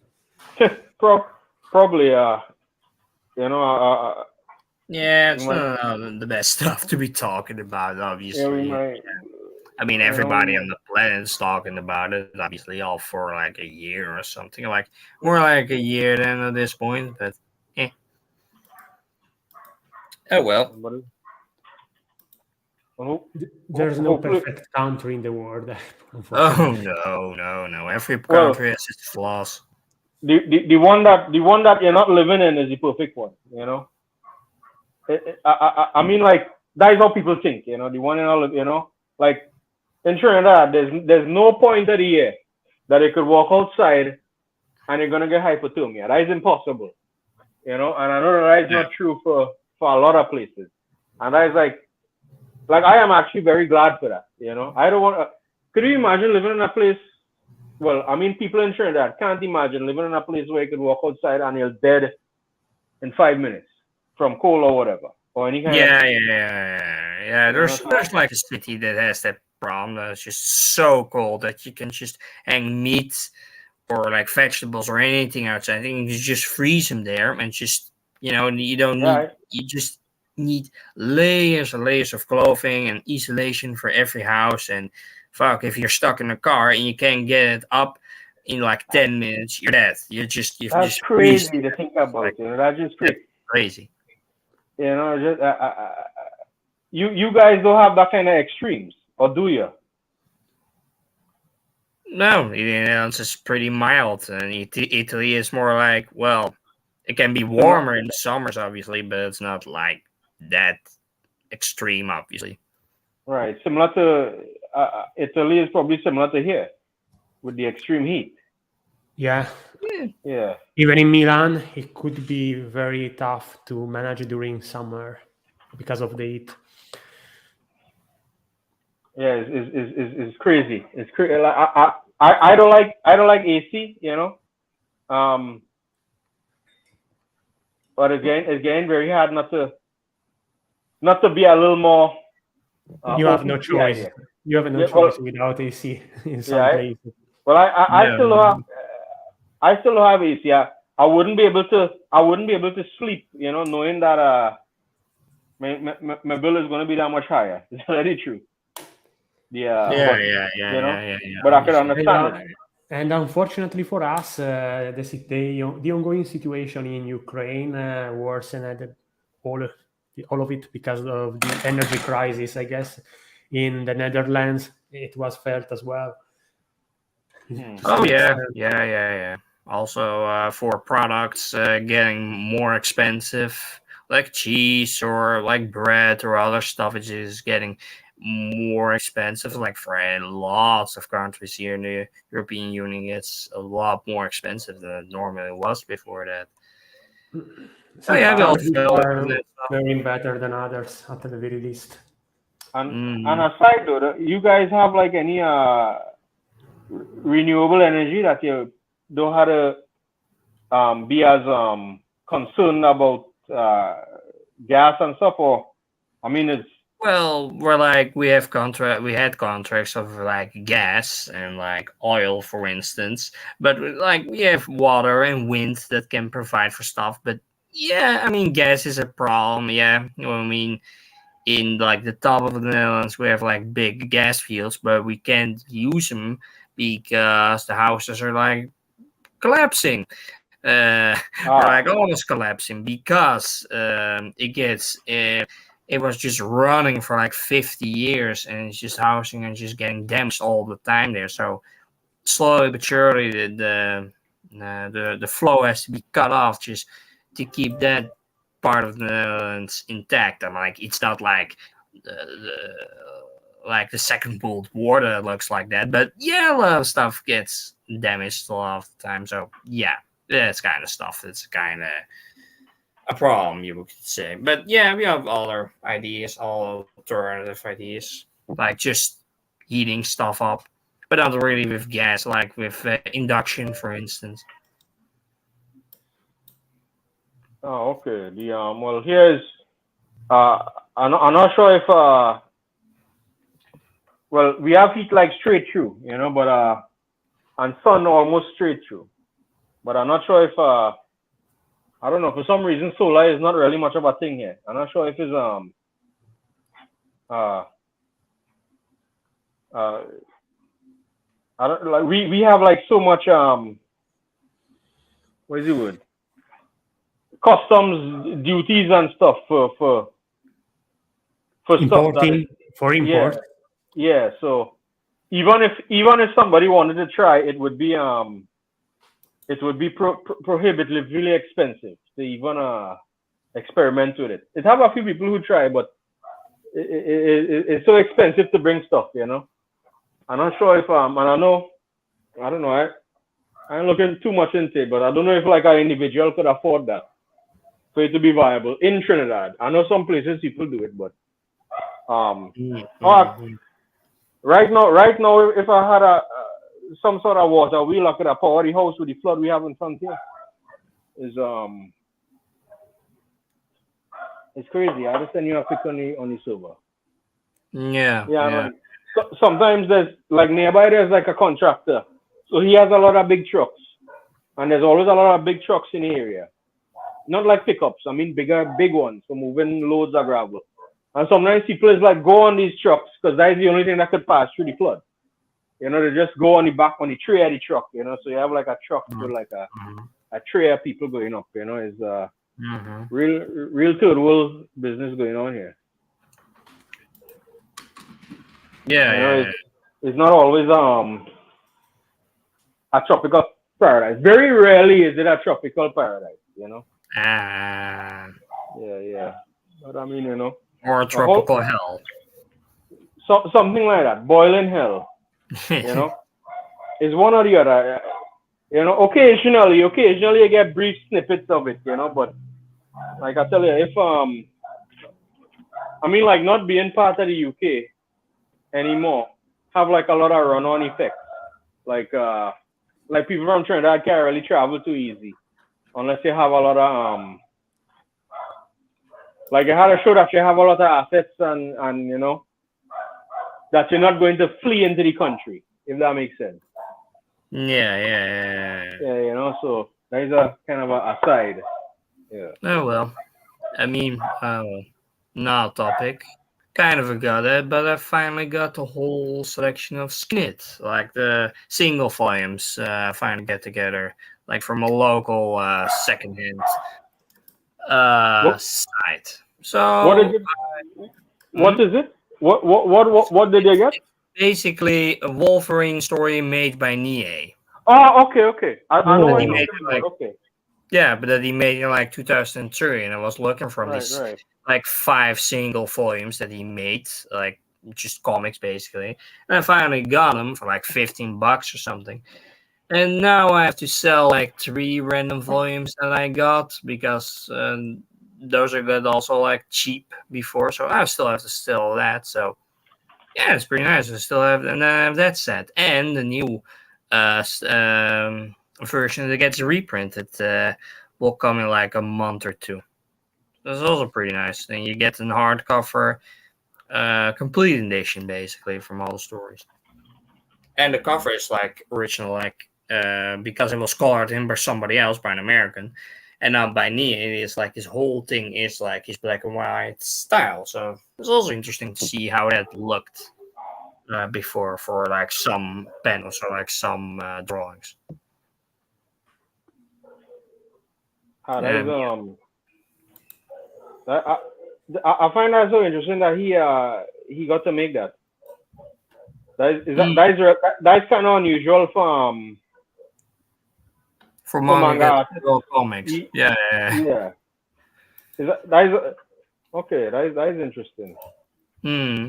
Yeah, basically the story is Wolverine gets teleported into another universe that is being plagued by like these silicon creatures that have a hive, like on a hive mind, and he tries to stop it. So you have this whole mecha structure type of deal, and all these characters that kind of look like Sibo sometimes, and other characters because it's Nie. Obviously, is the same face syndrome, especially in the back in those days. So yeah, it's also in the art book, for instance, like Blame and so on. A lot of the covers and art is in there from Skin. It's also pretty nice art. So yeah, all that comes quickly. And beyond that, what was further ordered? Oh yeah, also a lot of Nia interviews coming in. Like I have 3 new interviews from like 2017, 19, 2000, yeah, those years, and one more from like 2018 or something like that. I'm trying to scan it in, but yeah, with this weather, with like 30 degrees, I don't really have much energy to do that. So yeah, let's see how that goes. Yeah, it really does sap all the energy, the heat. You know. Yeah, to What do is anything. what are you guys most wanted uh physical things that you've only ever read digitally Yeah. Mm. that you mm. haven't yet got? Now that you're talking about you finally got a copy of Snake. No, like I mean, I like art books, for instance, that are pretty rare. Like the Yokohama art book, for instance, that was a pretty and with the extra plane, the foam plane I got, that was pretty cheap. Like for $60, I got that, and normally those are go for like 180 or like $300 for something like that, or like the Emanon artist that was also an art book that was also Kenji from. Tsuruta. Hmm? Tsuruta Kenji. Yeah, him, yeah. Also You got got art book. the latest art book he published, Mm-hmm. or another one. Which one have you got? I have two of his art books, Hita Hita and the last one published. Yeah, he had a new one. Yeah, I saw like maybe a month ago or later. I don't remember. Both. Tsubuan is the name of the art book. Yeah. Tsubuan. That one. Yeah, and also the Bo- CD-ROM he also brought out for like art. I thought, and like a few others. And Emanon, the fourth volume still has to come out, and that unfortunately not finished. So that's kind of a pity.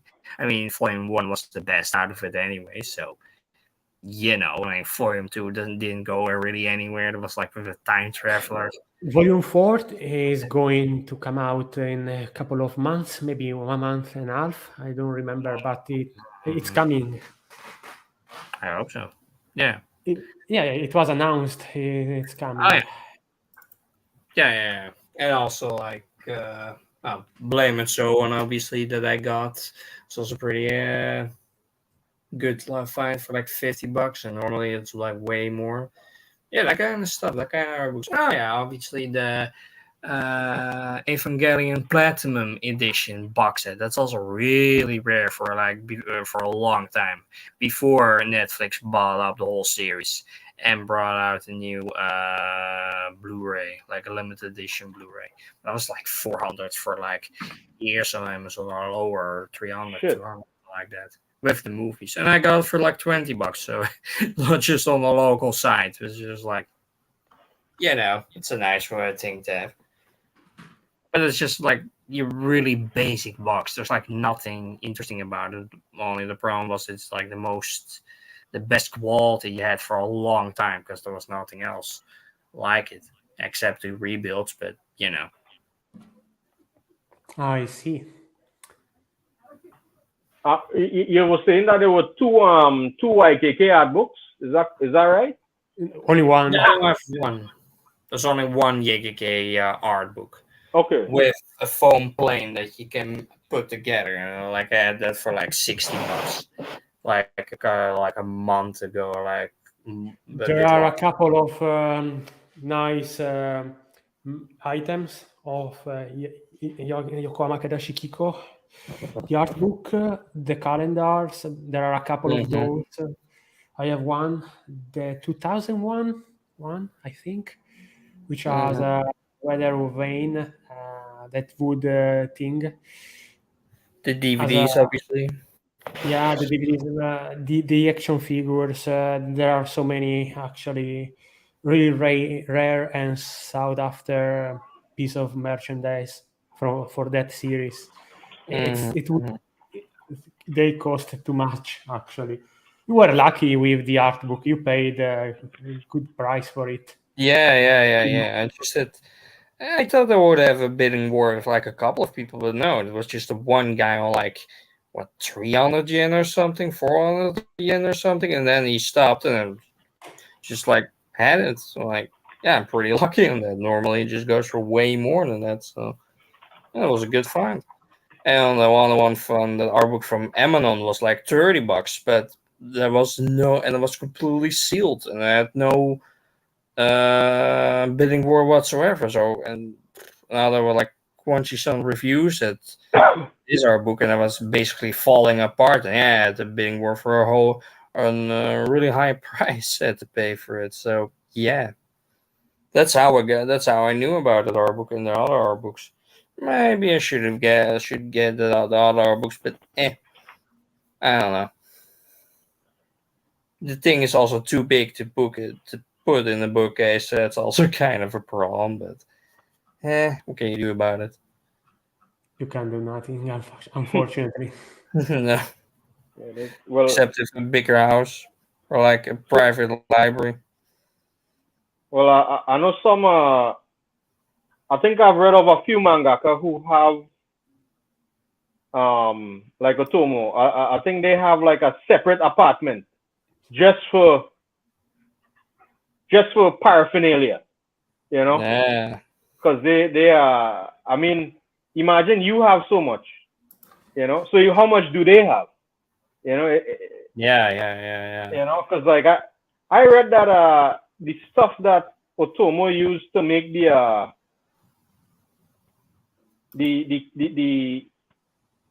Akira behind the scenes artwork books, that stuff that he saved. So even he didn't save everything, which that is insane to think about. Could you imagine this stuff going in the freaking bin, or just going? Because I mean, pay for it just to save it and just to publish it somewhere, just to but I mean, like she could have made. It seems like at the time, when you move, and especially when you're dealing with all this volume, people don't always think about that. You know what I mean?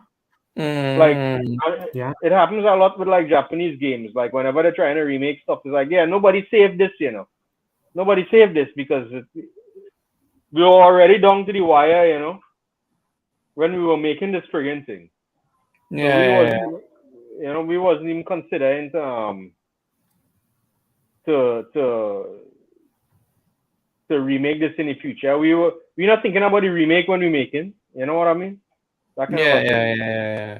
I mean, like Qbhall that made Door, he kept everything and put everything in different art books. He like his, two sketchbooks that he only sold on his expositions for Door, and his main art book. So you get everything that has been in these blocks that he's been writing in for years into our books, but they're a bit rare to get nowadays because there's only sold there, not commercially, so it's a bit of a pain to get. But I already have the original art book and the first sketchbook, and I helped Okay. like one Well, guy to get the original art book out and to get it published, or not to get published, to put it on Reddit, for instance, to get more traction because the Japanese site didn't want it on Twitter because of copyright problems, because they have a lots of heavy copyright uh, laws. So yeah, yeah, these places pretty selective with how they deal with copyrights. Some people will have stuff up for years, and they never get told anything. You no, know, like yeah, like I have stuff that is like I obviously did transformative work on so many animations, but then Twitter is saying yeah, this is a problem. But the original meme that was shared, that is okay. I don't know how it is work. Well, it does work. yeah. Here in the West, it's not really that much of a problem. We still have rules for it and laws for it, but in Japan, it's so high. I mean, I talked to a guy that was like, I asked him to scan an interview, but he said to me like, "Oh no, we have to wait like 70 years after the author's death of Nie to finally scan it in." I'm like, Christ, who the fuck is interested in it then, or still has Yeah. a magazine like that? So yeah, I scan everything in, or else nobody gets to read it or gets it translated or whatnot. And it's Yeah. You just you in the case. and because this stuff is kind of niche, you might be the only person doing that. Yeah, oh yeah. And the majority of the time it's like that. That's why it's so easy to get everything into just a scanning, because nobody else does it, because the whole country doesn't want to do it.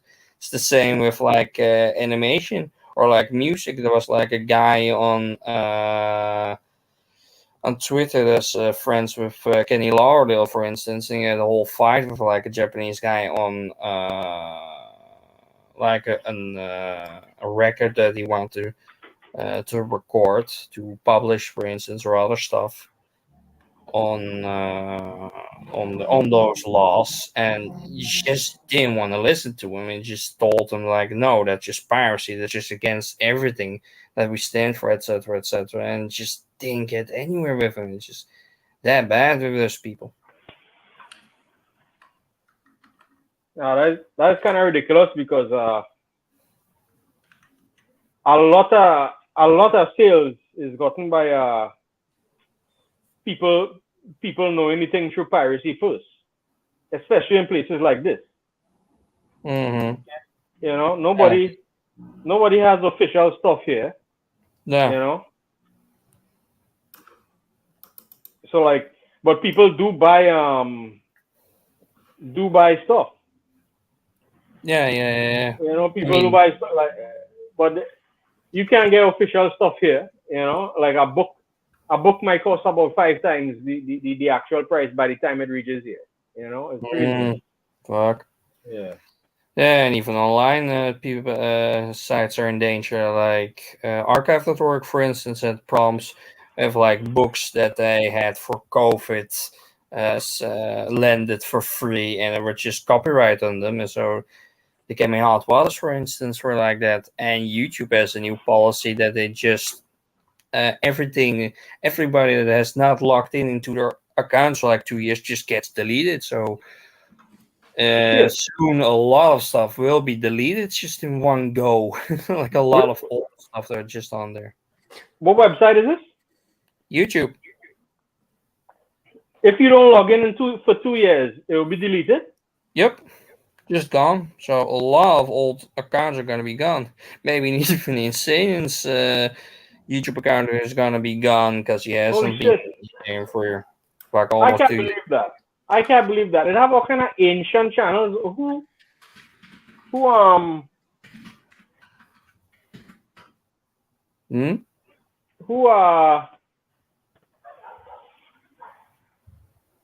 Who said that it was going to be deleted after 2 years? Because like like the YouTube team basically, and basically the reason was for that because they don't log in for so long, they can be easily hacked into and get their information stolen. So that's why, because of privacy and security reasons, they want to get rid of it. But at the same time, they're killing their own site because a lot of the stuff that people come for are just log on after a while, even bigger channels. Yeah, that is a problem even for, I don't know, a creator who passed away. And of course, they can't log in anymore. But if they were like huge when they were alive and had a lot of success, they are going to fit into this policy or not? Because they have, I don't know, they reached the 100K mark. Subscribers. Yeah. I mean, they are like, I don't know, those creators who are big, that are renewed within the platform. I don't know. Like, let's imagine, I don't know, PewDiePie stops doing videos. I don't think YouTube will ever, even if he stays away from the platform, I don't think they will ever delete his channel no matter what. I mean, his videos are... Maybe some have more influence than others, or just have more stuff. Like, think about the very first video on YouTube. The guy with the elephant. From the creator of YouTube. What about that one? I mean, yeah. History. We are going to lose the history of the way of the website, and that is unacceptable. And also stuff that's been people are looking for years and years, and it's just sitting in YouTube, and now it's just gonna be gone, and nobody is ever gonna find it. Yeah, but not only video for entertainment, but also tutorial guides, all sorts of stuff. Everything could be useful in the years to come, and all of these risks to be lost forever. A better solution would be they should make all the accounts read only or something. At least do that. You know, make all the accounts. We can log in, but we're not gonna delete it. Just you're not gonna delete it. Oh man, people walking in the road in the flood on there. People getting mad. People hearing about YouTube. I can hear a dog barking. Yeah, I think they get a bit wet. Of course, Sometimes people walking on the side of the road, cars pass fast and splash onto them, you know, kind of messed up. Fuck. Yeah. But with YouTube, it's getting fucked. It's just killing its own site, basically, with all these new policies. Lots of stuff is just gonna be gone, and it's just like, fuck. Maybe I just need to archive all of Insane's videos. Yeah. But another reason, I think, beyond the security of things, is that they wanna delete files that are basically, if a video doesn't get the viewership amount required, if it doesn't bring money, then it's a waste of space on the platform. So they have a reason to get rid of it. I was wondering that, but then I was also thinking, at this time, that must be a tiny fraction of, and especially look at how cheap storage is now. You know, is that really? I mean, I know that they're trying to save whatever they could, you know, but it's like it seems like it's a decision that will not even really save that much, you know.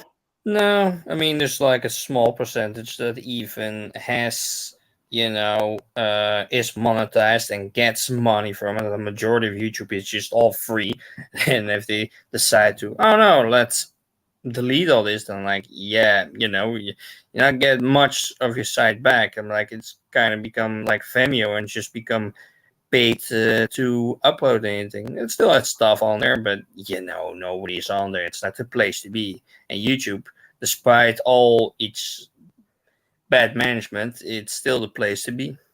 Even the guy that removed the like button, the dislike button, is the head of it now. So yeah, it's not really coming to a good place.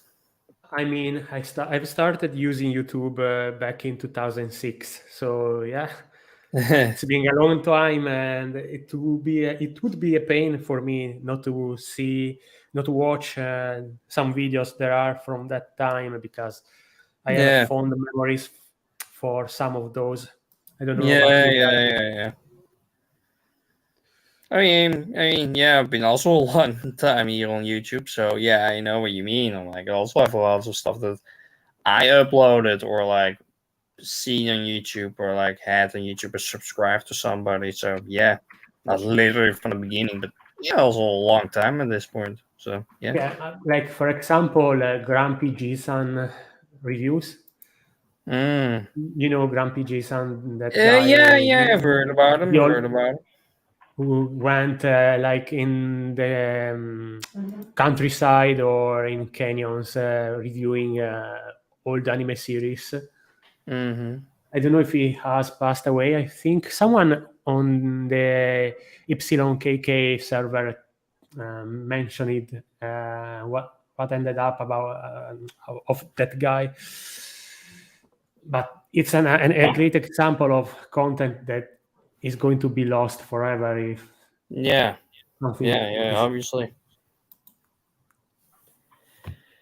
Oh well, yeah, it's a pity, obviously, with stuff like this.